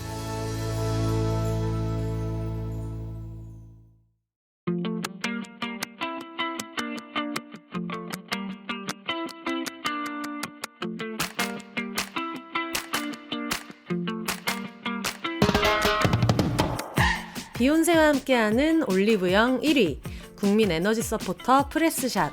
1초에 무려 150병씩 팔리는 프레스샷은 온누리에서 한국인의 라이프 스타일에 맞춰 개발된 고함량 액상 비타민입니다. 저도 익히 소문을 들었는데 주변 분들도 이미 다 알고 계시더라고요. 이른 무더위에 기력은 없고 힘은 빠질 때 여름휴가에서 아침부터 밤까지 에너지 풀 충전해야 할 때, 매일 마시는 커피 카페인이 부담스러울 때, 도저히 눈이 안 떠지는 출근길에 활력 비타민 프레스샷을 추천합니다. 알약 없이 뚜껑을 꾹 누르면 신선한 비타민 분말이 떨어지고 액상 아미노산과 흔들어 마시면 끝! 가방, 파우치, 주머니에 쏙쏙 들어가는 프레스샷, 지금 바로 만나보세요.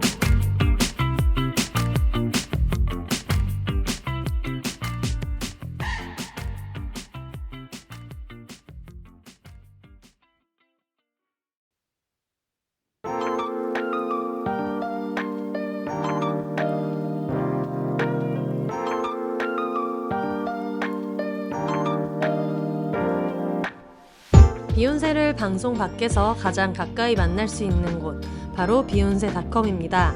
방송과 관련된 각종 소식을 확인하거나 청취자분들의 근황과 사연을 보내실 수도 있고요. 청취자 티 팍팍 낼 수 있는 교복 같은 아이템, 비욘세 반소매 리사이클 티셔츠와 이겨내야지 맨투맨, 공식 500장 같은 굿즈도 만나실 수 있습니다. 마음에 드는 에피소드가 있으셨다면 비욘세가 오래 지속될 수 있도록 1,000원부터 자유롭게 셀프 청취료도 내실 수 있습니다. 지금 www.behonse.com 비욘세닷컴에 접속하셔서 가장 빠르고 가깝게 팟캐스트 비욘세를 만나보세요.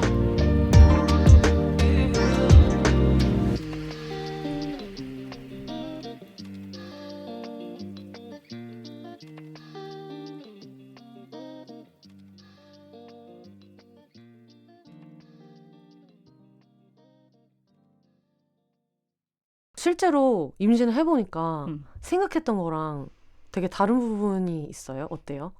생각했던 것보다 수월한 면도 있고 힘든 면도 있어요. 네. 힘든 면 같은 경우에는 말씀 조금 드렸듯이 난임 검사 때부터 너무 아파서 나팔광 조영 소리 너무 아파서 깜짝깜짝 놀랐고, 모두 이 힘든 프로세스를 9개월 동안 묵묵히 견디고 있다니 대단하다 라는 생각이 들었고, 남자들이 임신 출산을 했으면 출산휴가가 유급 1년이었을 것이다 라는데 저는 돈을 걸 수 있고요. 그리고 난임 시술도 그렇게 안 아플 방법을 이미 찾았을 거라고 저는 생각해요. 나팔군 조연술처럼 이렇게 무식한 그러니까 방법은 아니지 않았을까라는 생각이 좀 들기도 하고, 또 한편으로는 생각보다 그냥 저 개인으로서는 임신이 조금 그 프로세스가 수월해서 재능이 있었구나 생각이 좀 들죠. 그러니까 진짜 뜻밖의 재능.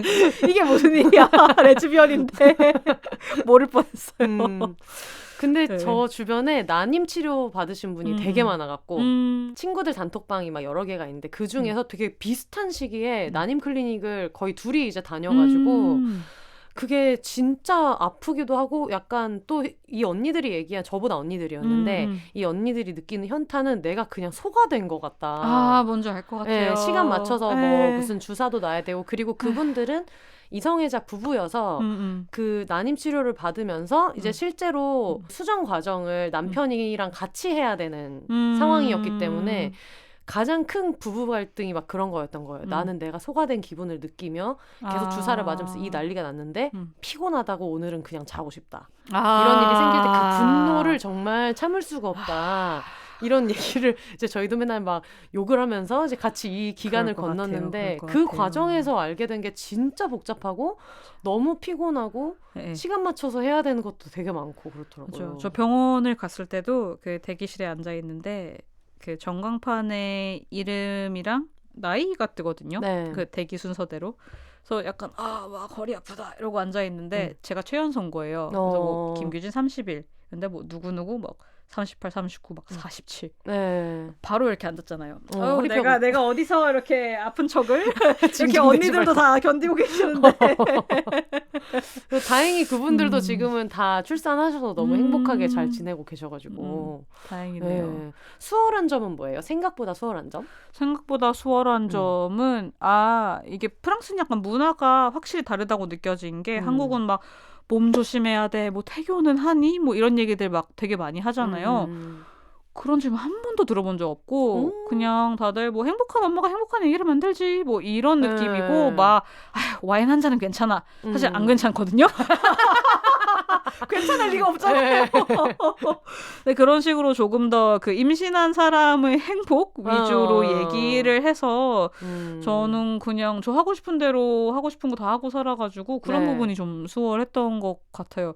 한국도 조금 더 그 산모들한테 부담을 덜 주는 문화가 되면 어떨까라는 생각을 했습니다. 그러니까 너무 약간 애기 캐리어로만 취급하는 거 있잖아요. 그러니까요. 뭐 이것도 안 된다, 저것도 안 된다 이렇게 얘기하는 것도 되게 많고. 근데 저도 이제 저희 언니는 다행히 저희 언니네 산부인과 선생님은 그렇지는 않아가지고 아니 커피도 막 그렇게 막 몇 잔 때려 드실 거 아니면 드시고 맞아요. 그냥 한 잔씩 하고 해도 된다. 그거 스트레스 받는 게 훨씬 안 좋다. 맞아요. 그렇게 얘기해 주셨더라고요.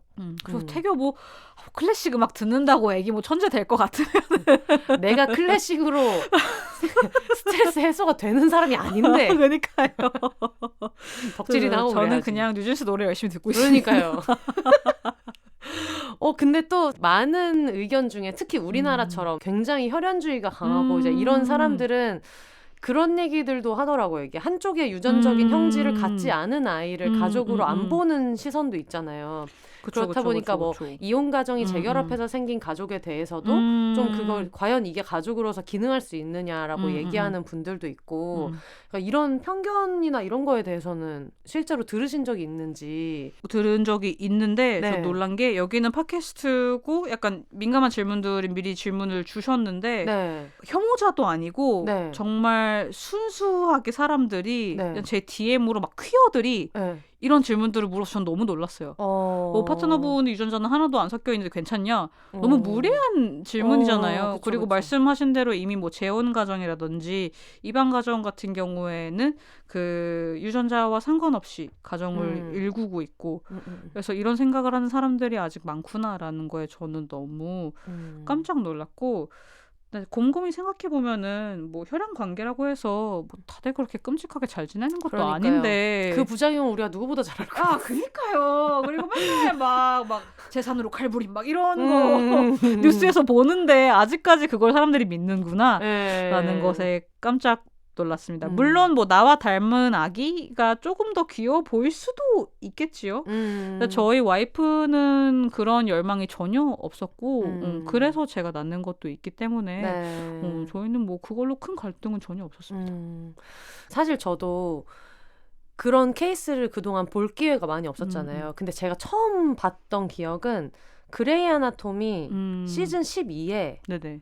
거기 의사 부부가 이제 레즈비언 부부인데 아이를 출산을 해서 사귀다가 결혼을 해야겠다라고 생각했을 텐데 이미 그 아이 낳는 결정에는 같이 참여를 해서 결정한 것이고 그래서 부부로 잘 이렇게 있다가 이제 이 둘이 나중에 물론 뭐 없으실 일이지만 나중에 이제 법정 소송이 되고 이제 이혼하는 상황이 됐을 때 이 아이의 양육권을 누가 가지고 갈 것인가를 가지고 이제 법정에서 이야기를 막 이렇게 하게 된 거예요.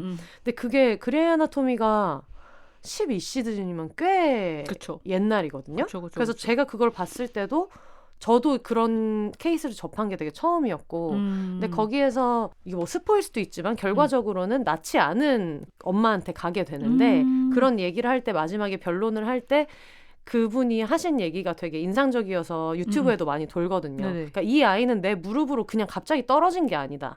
내 배로 낳지 않았다고 해서 그렇게 떨어진 게 아니고 나는 이 과정에서 싸울 것들을 싸우고 피할 만한 것들을 피하지 않고 와서 같이 결정을 해서 여기까지 온 거고 그거에 대해서 누군가가 의심하는 거를 참을 수가 없다는 얘기를 이제 막 한단 말이에요.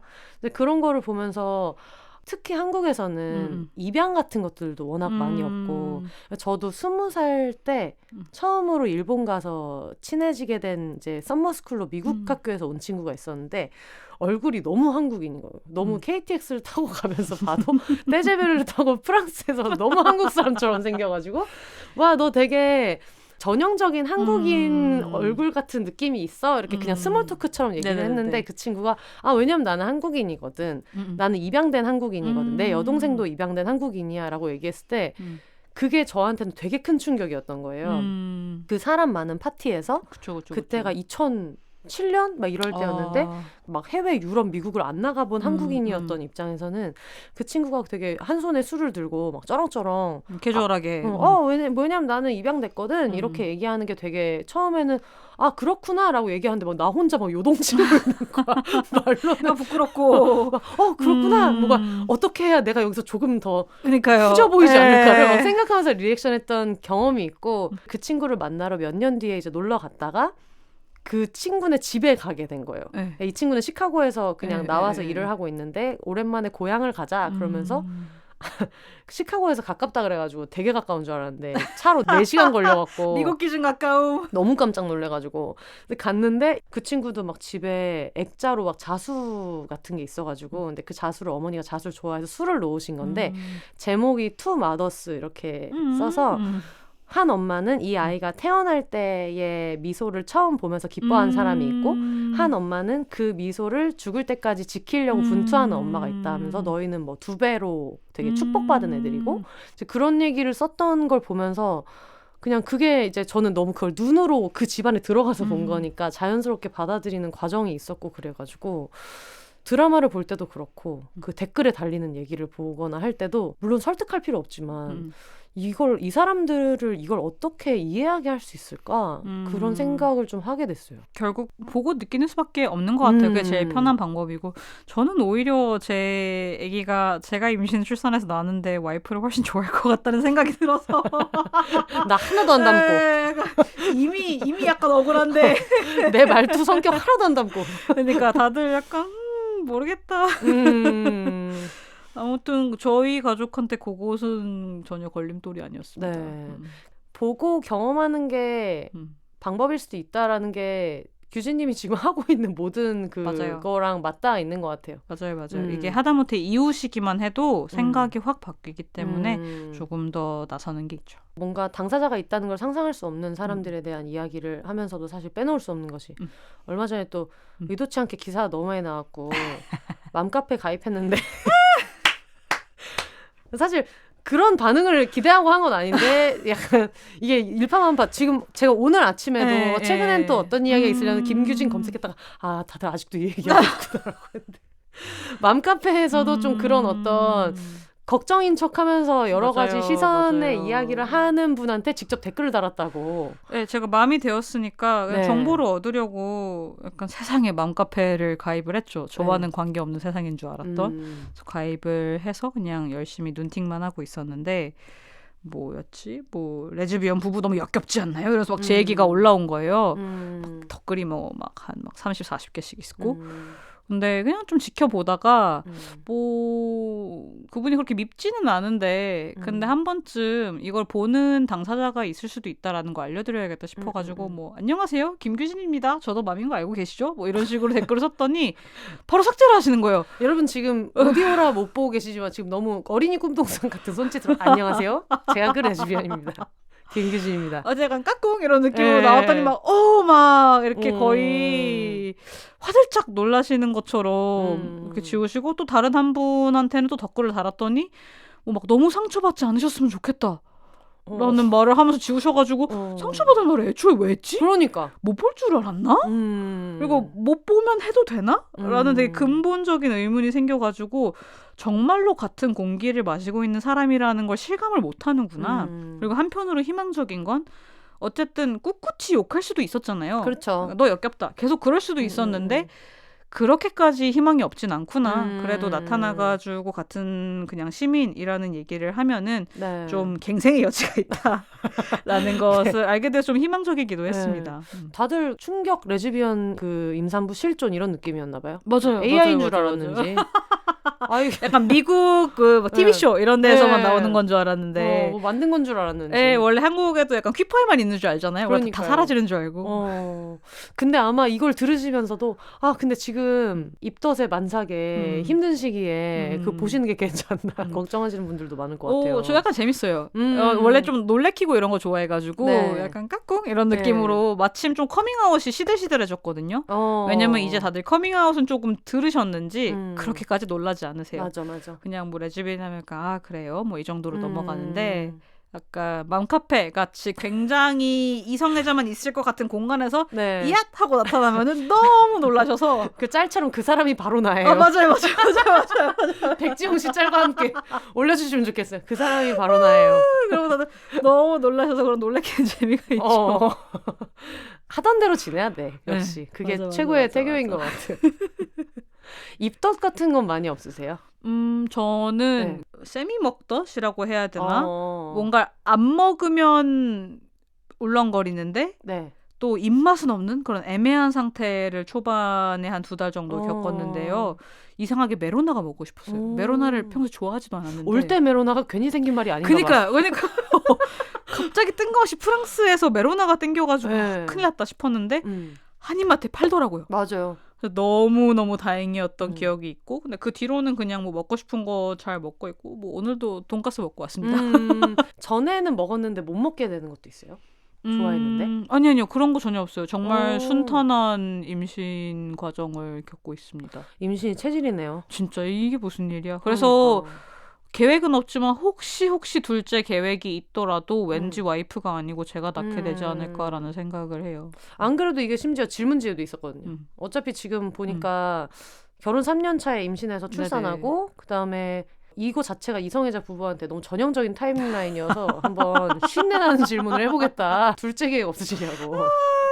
뭔가 이제 확신하면 안 될 것 같아요. 왜냐면은 4년 전에 가족 계획을 물었을 때는 맞아요. 고양이 기르지 않을까요? 이랬는데 이렇게 애를 낳게 될 줄이야. 그래서 둘째도 지금으로서는 그냥 뭐 금전적으로도 그렇고 여력도 없고 낳지 않는다고 생각을 하지만 아예 문을 닫아두면 또 3년 뒤에 민망해지지 않을까 이런 생각을 해서 나을 수도 있죠. 그쵸. 네. 얘기 나온 김에 고양이 분들은 잘 지내시는지. 고양이들 너무 잘 지내요. 네. 고양이들 약간 파리도 같이 가고 막 돌아오고 되게 다사다난한 묘생을 살고 있는데 요즘 새 집에 가서 잘 살고 있고 더워서 그런지 자꾸 냉장고 위에 올라가서 네, 약간 고민입니다. 그 위에 먼지 쌓일까봐. 그러니까요. 네, 그리고 고양이들이 아이를 어떻게 받아들일지 이것도 약간 고민이 되는 게 그 둘 중에 한 마리가 페퍼가 질투가 굉장히 많은 고양이에요. 그래서 저희가 퓨리를 예뻐하면은 막 와가지고 중간에 막 자기 쓰다듬어 달라고 하거든요. 그래서 혹시 아기와도 애정 배틀을 할까봐 약간 걱정되는 부분이 있어요. 그게 항상 되게 반반 갈린다고 하더라고요. 네, 보호자가 되거나 약간 질투 대상이 되거나. 맞아요. 근데 모든 형제가 그렇듯이. 근데 너무 어쨌든 고양이도 애기들이잖아요. 3살이니까. 맞아. 그래서 보호자를 기대하는 것도 너무 염치 없는 짓이다. 3살짜리 짐승들에게. 심지어 약간 그 결정에 기여하지 않았는데. 그러니까요. 그냥 갑자기 애기가 이렇게 뚝 떨어지는 건데 집에. 그래서 그들이 서운하지 않게 잘해줘야겠다라고 마음 먹고 있죠. 요즘 육아는 정말 힘드네요. 옛날에는 야 네가 언니인데 그러니까 잘해줘야지, 네가 챙겨줘야지라고 했고 마음대로 낳아놓고서는 왜 부모한테 안 하냐 이랬는데 요즘은 또 시대가 변해가지고 또 이제 선택으로 낳지 않았다는 거에 대한 공감이 또 있으니까 맞아. 고양이 눈치도 봐야 되고. 막 인터뷰에서 뭐 어떤 부모가 되고 싶으시나요? 이렇게 해서 또 되게 정치적으로 아이를 보호하되 객체로서 인정해주는 부모가 되고 싶습니다. 두 손을 모으고 이렇게 현실적으로 잘 안 될 텐데 고민이 많습니다. 근데 되게 다행히 프랑스 같이 갔다 오신 게 되게 다행인 것 같아요. 저 지금 친구가 뉴욕 주재원으로 1년 갔다가 좀 있으면 이제 돌아오는데 카센터에서 이제 막 버려지고 했던 친구들을 이제 입양해서 키우는데 그 단두종? 이렇게 코가 눌린 친구들이고 나이가 많아가지고 비행기를 태울 수가 없어서 아이고. 눈물로 이제 지새우면서 1년 동안 친구가 봐주고 있어갖고 어떡해. 그거 완전 너무 생이별이니까. 그러니까요. 근데 어떻게 같이 갔다 오실 수 있어서 너무 다행이네요. 네네. 일단 고양이들이 7kg 언더여가지고 그 기내에 있을 수 있어서 강아지들은 아무래도 덩치가 좀 크니까 맞아요. 어려운데 좀 수월했던 부분이 있죠. 너무 힘들었어요. 비추합니다. 14시간 동안 거의 무슨 지옥에서 온 고양이처럼 울부짖어가지고 애들한테도 미안하고 눈치 너무 보이고. 맞아요. 승무원들이 뭐 저기 앞에 막 고양이 막 난리친대 이러는데 약간 그것이 내 고양이인 것 같은데 어떡해. 왜냐면은 이게 그 회사에서 비즈니스를 끊어주는데 비즈니스 칸에 몰랐는데 동물이 단 한 마리 탈 수 있어요. 대한항공 같은 경우에는. 그래서 그 당시는 제가 임신을 하지 않았기 때문에 프랑스로 갈 때 제가 조금 더 얌전한 고양이를 데리고 이코노미에 타고 와이프가 조금 더 그 난리인 고양이를 데리고 비즈니스에 탔거든요. 네. 와이프 한숨도 못 잤다고. 정말 계속 들썩거려서 악령든 고양이처럼. 정말 메시망이 터지도록. 정말 나중에 보니까 메시망이 막 다 긁혀 있는 거예요. 조금만 네. 이게 더 연약했어도 네. 튀어나올 것 같이. 비추합니다. 서로 너무 고생인 일이라서 고양이는 한 나라에서 기르는 걸로. 그것도 궁금해요. 지금 임신하셨는데 점점 배가 불러오고 이제 이거를 동물들이 안다는 얘기도 있고 그건 다 틱톡에서 만들어낸 얘기다. 이런 의견도 있는데 어때요? 강아지들은 막 알고 막 냄새 맡고 이런 모습을 많이 본 것 같은데 네. 고양이는 그냥 뭐 제 배 밟고 올라오고 아직 위로 점프하고 어느 쪽이 나은지 모르겠어요. 모르는 것과 네. 알지만 개의치 않는 거. 모른다고 믿고 싶어요. 그냥 요즘에 우리 규진이가 너무 살이 많이 쪘네. 맞아요. 배가 많이 나왔네. 생각할 수 있고. 약간 막 올라가는데 재미가 있다. 뭐 이 정도인 게 좋지. 네 임신했는데 알바야? 이건 조금 괘씸하니까. 그것도 근데 궁금하네요. 나중에 태어나고 나서 리액션이 어떨지도 되게 궁금하네요. 그러니까요. 근데 고양이들은 보통 그렇게 큰 문제는 없다고 하니까 네. 지켜봐야겠죠. 그러면 지금 이제 3인 가족이 되잖아요. 그쵸. 네, 3인 이묘 가정이 되는 건데 3인 가족이 되면은 이런 거 해보고 싶다. 약간 그런 거 있을까요? MBTI를 막 좋아하진 않는데 네. 어제 유튜브 촬영을 와이프랑 같이 하면서 MBTI 얘기가 나왔었는데 저희 둘 다 ISTJ란 말이에요. 되게 상상력이 빈약하고 앞으로의 일에 대해서 막 꿈과 희망을 가지고 이런 스타일이 아니어가지고 그 MC분들이 너무 놀란 거예요. 막 아기방 꾸미고 있어요. 약간 아기방 없는데요? 어머 지금 8개월이 넘었는데 아기방이 없어. 아기방 뭐 산후조리원 들어갔을 때 만들면 되지 않을까 이런 얘기하고 뭐 막 아기랑 하고 싶은 일이 있나요? 글쎄요. 태어나서 얘가 그냥 하고 싶다는 거 해주는 걸로. 약간 그런 느낌이어가지고 되게 민망한데 같이 여행을 너무 가보고 싶은데 네. 이게 애를 낳은 기혼 유자녀 여성분들은 네. 다 약간 꿈과 희망에 부풀어 있구나. 이런 눈빛으로 저를 보더라고요. 맞아. 애기와 여행은 여행이 아니다. 네, 일단 비행 느낌으로. 6시간 이상은 못 간다. 맞아. 그래서 어떡하지? 역시 다들 엄마 찬스를 쓸 텐데 저는 부모님이 중국에 사셔가지고 중국으로 여행을 가서 부모님한테 맡기고 그렇지 놀자 뭐 이런 생각을 중국 하고 정도면 있죠. 괜찮은 것 같아요. 그쵸. 거리가 그런 생각을 하고 있어서 근데 또 아기랑 같이 하는 건 아니네. 아기야 미안하다. 엄마들이 상상력이 빈약해서 너와 함께하는 생활을 아직 꿈꾸지 못하고 있어. 저희 언니도 그래가지고 그런 얘기 하더라고요. 나라고 일본 불매 안 하고 싶은 게 아니다. 자꾸 애들이랑 오키나와 가고 홋카이도 가는 게 애들 데리고 가서 있을 수 있는 리조트의 컨디션이 있으면서 비행 3시간 언더를 찾기가 너무 힘들어서 그러면서 왜냐면 언니도 대만만 해도 한 4시간 걸리잖아요. 그래가지고 이제 언니도 막 양심의 가책 느끼고 있고 뭐 그렇지만은 어쩔 수 없는 부분이 있었다라고 얘기하면서 그렇게 얘기를 하더라고요. 아이고 그래서 어떻게 삶이 변화될지 좀 무섭기도 하고 기대되고 전혀 가늠이 안 되는 상태입니다. 네, 여기저기 얘기를 많이 하고 계시니까 더 실감하시겠지만 내가 이런 사람이라고 드러내는 게 사람들은 그러면 너 너무 공격받지 않아? 라고만 생각하지만 오히려 내가 드러나서 안전해지는 부분이 있잖아요. 실제로도. 맞아요. 그래도 나는 그렇게 할 수 있는데 엄마 입장에서는 걱정되는 게 되게 많을 것 같아요. 그러니까 아마 그러니까 애기 얼굴을 안 보여주려고 한다라고 말씀하시는 것도 있고 그래서 이 부분에 대해서 혹시 뭐 많이 고민하시거나 얘기 나누시거나 하는 게 있을까요? 일단 그 기사를 내면서 너무 기사가 재확산 복사 붙여넣기가 많이 되길래 뭐 이런 기사도 있었거든요. 뭐였지? 뭐 레즈비언 부부 백인 정자를 선택한 이유는? 어머? 그러니까 세상에 이런 진짜 참신하다. 진짜 약간 어이없는 자극적인 기사. 그리고 제가 백인 정자를 받았다는 거를 트위터의 답글로 썼나? 그러니까요. 이랬는데, 저도 벨기에에서 그건 한 건 아는데 그러니까요. 인종은 저는 못 봤어서. 그러니까 답글이니까요. 근데 그걸 가지고 막 기사를 쓰고 이러길래 혹시라도 애기 혼혈 루킹한 사진을 올리면은 엄청 올라가겠다라는 생각이 들어서 그래서 더 안 하겠다라고 한 것도 있고, 저랑 비슷한 성격이라면은 너무 좋고 그 아이도 자신이 관심 받는 거를 환영하겠지만 아닐 수도 있잖아요. 항상 부모를 닮지 않잖아요. 아이가. 그쵸. 약간 엄마 막 기사 좀 그만 내 이런 애일 수도 있으니까 그래서 좀 조심하려는 것도 트위터 있어요. 삭제 이러면서. 그러니까 엄마 트위터 좀 그만해 계정 삭제 막 동네 부끄러워 맞아 내 얘기 좀 쓰지 마 그럴 수도 있어. 좀 조심하는 부분이 있고, 근데 말씀하신 것처럼 드러내서 안전할 수 있다라는 생각을 점점 해요. 네. 왜냐면 이렇게 약간 예민하고 오만 데다가 오만 일을 떠드는 사람 건드리기 싫지 않을까요? 그러니까요. 저희 애기 차마 못 괴롭히지 않을까요?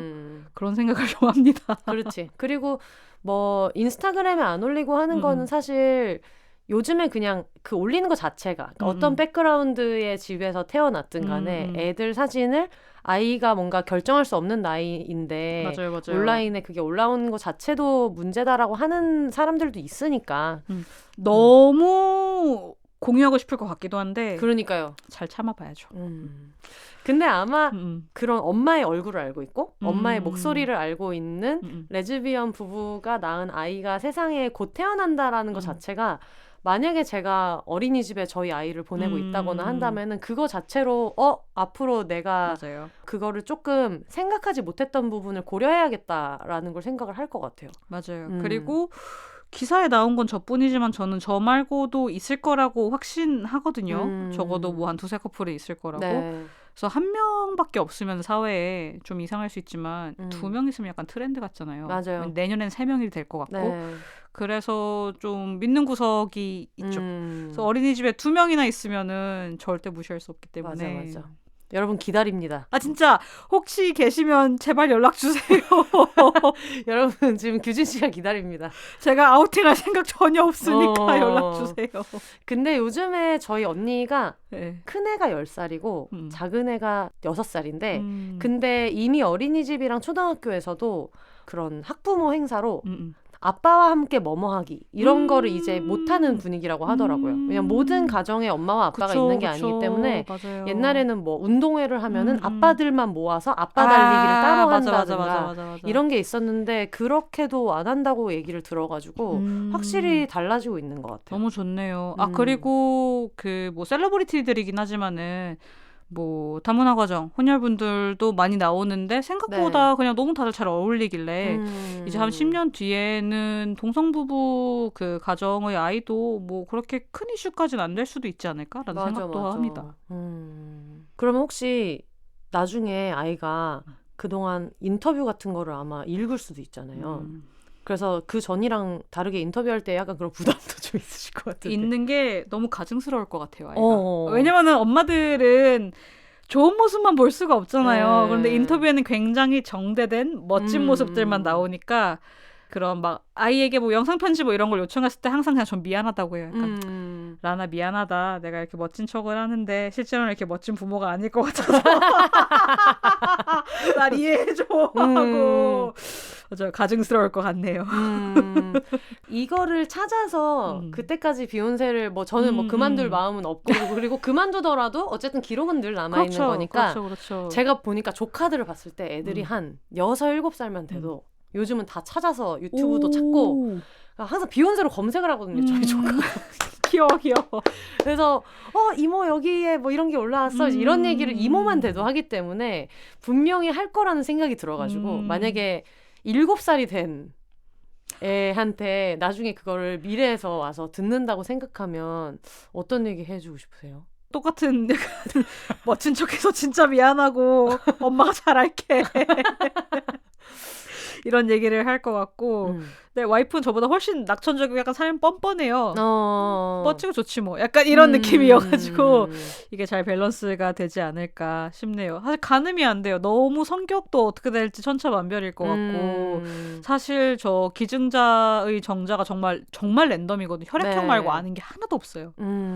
인종 혈액형. 그래서 뭐 보통 부부가 있다면은 부부의 기질을 반반 닮겠지 정도로 생각을 하는데 그런 것도 전혀 모르겠어서 그때 잘 해나가야 되지 않을까. 그래서 뭐 7살인 그 친구가 네. 어떤 성격일지는 모르겠지만 혹시 성미에 맞지 않은 일을 했더라도 내가 미래를 예측할 수는 없는 노릇이니 미안하다 정도로 얘기를 해줘야겠죠. 다정하고 마이크 밖에서도 멋진 엄마가 돼줄게 이런 게 아니고 그냥 미안하다. 왜냐면은 그럴 안 수 되는 없어요. 건 안 돼. 네, 그럴 수 완벽한 부모는 없고 제가 미운 부분이 있을 수밖에 없기 때문에. 알겠습니다. 근데 만약에 제가 그 친구를 나중에 언젠가 만날 수 있다면은 아마 저를 포함한 많은 사람들이 비슷하게 느낄 것 같은데 뭔가 너처럼 강렬한 사랑 속에서 태어난 애가 없을 거다라는 그런 거 있잖아요. 그냥 임신했다고 하면 그래 뭐 축하해. 그러니까 누군가에게는 결혼하고 아이를 낳는 게 그냥 에스컬레이터 올라가듯이 벌어지는 일이니까. 맞아요. 근데 어쨌든 너희 엄마들은 이거를 굉장히 오래 고민해서 결정해서 그리고 이런 일이 있었을 때 이걸 편견을 휩싸여서 말한 신경 쓸 필요 없는 사람들도 있지만 정작 그 주변에 있었던 대부분의 사람들은 웬만한 부부가 아이를 낳을 때보다도 맞아요. 굉장히 강렬하게 응원과 사랑을 보냈기 때문에 그것도 되게 큰 축복이라는 생각이 들어요.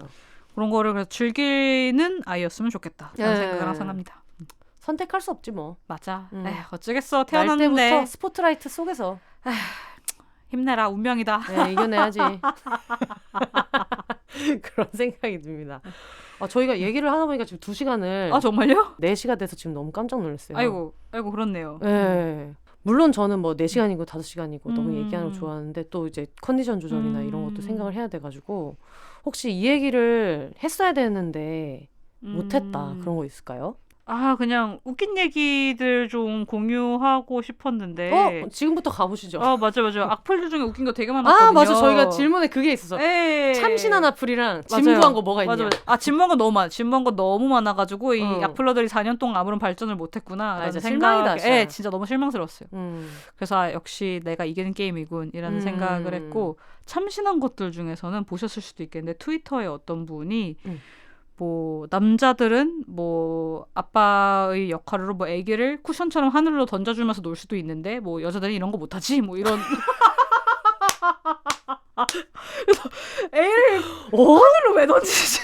애를 하늘로 왜 던져? 그리고 기껏 생각해낸 아빠의 역할이 애를 하늘로 던지는 건가? 그러니까 이게 상상력이라는 것이 이제 그 정수기 물통 가는 거에서 애 던지는 거 정도로. 그러니까 그것보다 더 많을 것 같은데 하늘로 애를 던지지 못한지 메롱메롱 이러다니 세상에. 일단 애가 없으신 것 같고 모르겠어. 저희 아빠는 저를 하늘로 던져주지 않았기 때문에. 저희 아빠도. 다들 사이렌 안 보셨는지 던지려면 얼마든지 던질 수 있고. 저는 모르겠어요. 저희 와이프는 던질 수 있을 것 같아서. 물론 여러분 애를 하늘로 던지면 안 됩니다. 안 됩니다. 흔들린 아이 증후군도 있고 너무 위험한 일이기 때문에 너무 참신했던 게 전 기억이 나네요. 그리고 또 악플은 아니었어요. 악플은 아니었는데 제 친구들이 자꾸 비슷한 캡처를 저한테 보내는 거예요. 또 무슨 카페 같은 데인 것 같은데 4년 전에 제 기사를 본 분들인가 봐요. 저희 결혼 기사를. 근데 이번에는 뭐 그분 뭐 임신하셨더라고요. 뭐 이런 내용인데 댓글에 어머 와이프가 아니고 남편분이 임신을 하셨네요. 그래서 내가 남편인가? 충격 김규진 남편. 그러니까 저희가 여자인 걸 아는 분들인데도 어머 세상에 웬일이야. 두 중에 굳이 따지자면 제가 남편이라고 생각을 하신 거죠. 어머 어떡해. 잠깐 부치라는 얘기를 헤테로의 언어로 표현을 한 거겠지? 지만 굉장히 복잡한 심경이었습니다. 그래서 약간 이렇게 웃긴 이런 댓글들 요 정도가 있었네요. 여러분 이거 갖고 안 됩니다. 참신한 거 못 쓸 거면 쓰지 마. 진짜 말을 하지 마. 진짜 뭐 막 출생률 뭐 어쩌고 뭐 이기적이고 이럴 거면은 안 되고 남편이 애를 낳았다. 뭐 아빠는 애를 하늘로 던지는데 여자들은 못한다. 이 정도 아니면 쓰지 마세요. 아니 지금 고양이마저도 프랑스와 한국을 오가고 새 생명이 생기는 동안 지금 뭘 한 거야. 다들 모여가지고 너무 실망스럽게 그지없네요. 그니까요. 그러면 선플 중에 기억나는 거는요? 되게 힘이 많이 됐던 코멘트. 기사 댓글이 아니더라도 선플 중에 뭐 응원은 뭐 많이 받을 것 같으니까 안 하겠고 대신 나도 당신의 아이가 더 잘 클 수 있도록 열심히 노력을 하겠다. 뭐 이런 분들이 동료 시민으로서 꽤 계셔가지고 그거는 굉장히 감동적이었죠. 그분들은 사실 그럴 의무가 전혀 없는데도 그렇게 말씀해 주시는 거니까요. 그렇구나. 들으시는 분들도 아마 비슷한 생각 많이 하실 것 같아요. 알겠습니다. 저희 지금 아무 얘기도 못했는데 지금 4시 6분이 되어가지고 지금 너무 깜짝 놀라고 일단 실물을 만나서 너무너무 반갑고요. 네.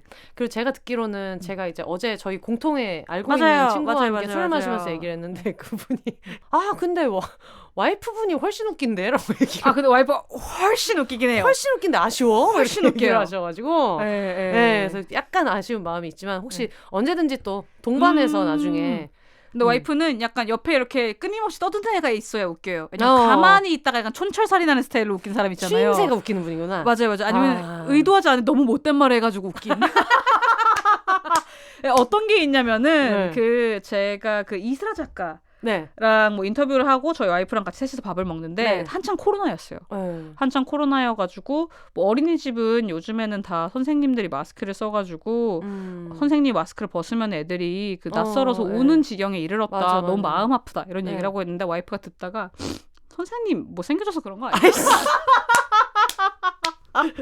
이런 어떤 아슬아슬한 그것도 안 웃으면서 얘기하셨을 거 아니에요. 되게 진지하게 그러니까. 되게 이성적인 논리적인 말이라는 듯이. 네. 그런 분들 안 웃으시더라고요. 그런 얘기 하실 때. 그런 스타일입니다.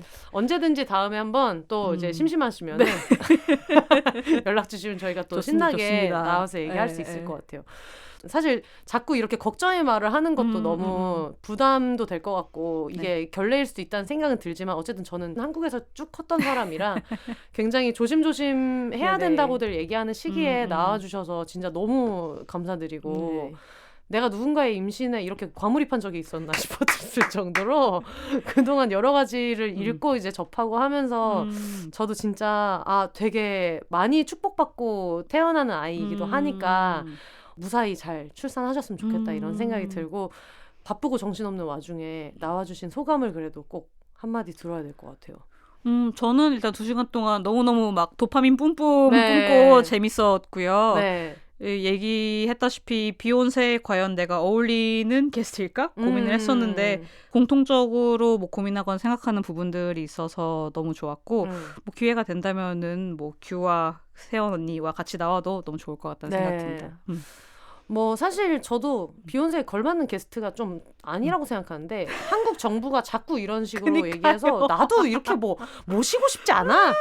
나도 지금 혜원이 지금 너무 많이 나오고 있고 맞아 이렇게 결혼에 미친 사람들이 그러니까요. 이 사람들 지금 빨리빨리 탈출해야 돼요. 맞아. 얼른 저희를 쫓아내 주시길 바랍니다. 그러니까 뭔데 앉아 있는 거냐는 거야 지금. 빨리 제도가 빨리 어떻게든 좀 정리가 됐으면 좋겠다는 생각이 많이 들고요. 그리고 저희 아까 그냥 우스갯소리로 얘기를 하긴 했는데 이게 행사 공지를 저번 주에 지방에서 행사를 하면 행사 공지를 드리겠다고 말씀을 드렸어서 지금 방송이 7월 14일에 나가는데 제가 7월 22일에 울산에 있는 그 남목도서관이라는 도서관에서 아니 요즘 세상에 누가를 주제로 비혼라이프에 대한 이야기를 이제 책 얘기를 나눠달라라고 말씀을 해주셔서 섭외를 받아가지고 너무 반가운 마음으로 또 울산 청취자분들, 독자분들 이렇게 만나려고 수락을 했어요. 근데 사실 중간에 왜냐면 저는 사실 이 실무자분은 대단한 뭐 신념이 있다거나 하기에는 너무 좀 다 잘된 책들이고 이미 북토크를 너무 진행도 많이 됐고 했어서 저는 그냥 되게 일상적인 이런 섭외라고 생각하고 네 너무 좋아요. 저도 독자분들 만나러 특히 서울 바깥에는 너무 기회가 잘 없으니까 즐거운 마음으로 이제 간다고 했는데 오늘 기사가 엄청 크게 나왔고 너무 깜짝 놀랐어요. 제가 이렇게 울산 제일일보라는 이런 신문에까지 진출하게 될지 몰랐어가지고 울산 제일일보라는 신문에 기사가 나서 그 도서관 독서 아카데미 강연 소재 논란 그래서 건강사회 파괴하는 강의를 철회해야 된다라고 하면서 젠더 퀴어 비혼주의를 반대한다 하면서 당장 행사를 중단하라라고 이제 이야기를 하셨고 여기에 너무 떡하니 강의 공지를 해주셔갖고 이어 22일 강연이 예정된 광민지 작가는 비혼을 선택한 삶을 에세이 형식으로 풀어낸 아니 요즘 세상에 누가의 저자다. 곽 작가는 비혼을 주제로 한 팟캐스트 콘텐츠인 비혼세도 진행하고 있다라고 너무 친절하게 이제 소개를 해주셨고 사실은 홍보인가? 그러면서 앞에서 집회를 하고 있는 분들의 입장에서 맞아요, 이제 맞아요, 기사를 맞아요. 써주셨는데 집회를 진행한 목사는 동구가 그 울산 동구 네네. 건강한 주민들의 영혼을 파괴하는 강의를 진행한다라고 주장했다. 이어 사상의 자유를 무시하는 것이 아니라 공공기관에서 세금을 써가며 이런 강연을 하는 것은 동의할 수 없다며 아직 퀴어, 비혼 등 민감한 소재로 공공기관에서 강연하는 것은 시기상조다라며 목소리를 높였다라고 하셔가지고 동구 도서관 관계자분께서 강연 예정인 작가들과 조율해서 민감한 내용은 다루지 않을 예정이다라고 말했다라고 이제 기사가 났는데 사실은 중간에 걸어서 한 장 속으로로 주제를 변경해 주실 수 있는지를 물어봐 주셨어요. 근데 원래 걸어서 한 장 속으로는 여행 에세이여서 항상 북토크 성수기가 여름이다 보니까 저번 달에도 하나인가 있었고 다음 달에도 또 있고 그래서 뭐 변경하는 거는 별로 크게 이제 상관이 없다라고 했고 그때도 살짝 얘기를 듣긴 했어요. 뭔가 우려하는 뭐 분들도 뭐 계신 것 같고 이게 약간 여러 가지 있어서 그래서 저도 사실은 그냥 방송 작가 실무를 하다 보면 내가 이 사람을 너무 좋아해서 섭외를 했는데 인터뷰도 하고 대본까지 다 썼는데 막판에 누가 하지 말라고 해가지고 그쵸. 방송 녹화 이틀 전에 그때는 이제 타투 관련된 거였는데 되게 바쁜 분이었거든요. 해외에서까지 부킹이 많이 들어오서 어려운 분이었는데 근데 그분이 나오기로 해서 이미 대본도 완성됐고 나는 그 노동을 심지어 다 했고 그랬는데 위에서 안 된다고 해가지고 그 전화를 제가 해야 되는 거예요. 그쵸. 그래서 내 의지로 이렇게 했는데 그래서 너무너무 죄송하다 이렇게 연락하고 했던 경험이 또 있다 보니까 누구보다 아마 되게 난감해 하실 것 같고 제일 화가 아마 많이 나셨을 수도 있고 해가지고 네 알겠습니다 그렇게 진행해도 뭐 진행할게요라고 해서 저는 그냥 이게 내부적인 일로 그냥 끝난 일인 줄 알았는데 이게 기사가 나는 바람에 그냥 이러면 물러서기가 애매하죠. 그러니까 저는 그냥 전에 듣기로는 걱정하시는 분들이 워낙 있고 정도로만 그러니까 어떻게 보면 웨딩 플래너 맞아. 워싱에서 알려주셨는데 이 기사 전문과 이 어떤 광경 이 비오는 이 빗 속에서 우산을 플랜카드 드시고 심지어 지금 이분들은 남목도서관을 폐관하라고 집회를 하고 계셔서 그냥 예정대로 강연은 진행을 할 것이고 저에게는 취소 의향이 전혀 없고 그래서 여러분들 남목도서관 홈페이지 가셔가지고 강의 신청하셔가지고 오시면 되고 또 뭐 여러 가지 의견 가지신 분들이 강의장 안으로도 신청해서 오고자 하는 의지를 또 가지실 수 있는데 또 막을 수 없고 그래서 많이들 이제 와주셔가지고 청취자분들 많이 와주시면 좋겠고요. 만약에 어느 날 갑자기 도서관에 공지가 떠가지고 안 하게 됐다라고 하면은 여러분 저는 한다고 했습니다. 그리고 다들 아시죠? 약간 요렇게 조금 이슈가 있는 강연일수록 더 재밌는 거. 너무 재밌지. 원래 퀴어 퍼레이드도 혐오 세력이 있기 때문에 더 웃긴 것도 있거든요. 네. 이번에도 뭐 막 다들 불신 지옥 이러는 다들 너무 신나는 거예요. 네. 같이 막 불신 지옥 이러고 그러니까요. 그런 느낌으로 좀 그런 갤러리라고 생각을 하고 가서 많이 참여해 주셨으면 좋겠습니다. 저 지금 너무 조금 약간 민망한 게 이런 주목 처음 받아봐가지고 저 진짜 책 나온 지 한 2, 3년 됐는데 이런 주목 진짜 처음 받아본 거예요. 물론 이제 라인업 전체를 가지고 이제 이야기를 하시는 것이겠지만 비혼이 이렇게 큰일인지 몰랐어가지고 그들도 약간 고민했을 수도 있어요. 뭔가 같은 가족인 것 같긴 한데 약간 애매해. 한 끗 애매한데 끼워야 될까? 라고 고민하셨을 수도 있을 것 같아요. 그래서 사실 저는 자기 주장 별로 없는 사람이고 그냥 섭외가 먼저 들어와서 간다고 한 건데 그래서 그냥 저는 뭐 밥벌이 하는 마음으로 저는 정말 여러분 아무 철학이 없는 사람입니다. 주어진 일 하고 와라 뭐 강연료 줄 테니까 와라 하면 가고 이런 사람이어가지고 그냥 일상적인 공지 드렸습니다. 기대하겠습니다. 네, 알겠습니다. 그리고 비욘세 광고로 함께하고 있는 올리브영 1위 고함량 비타민 프레스샷 트위터 이벤트 여전히 진행하고 있어요.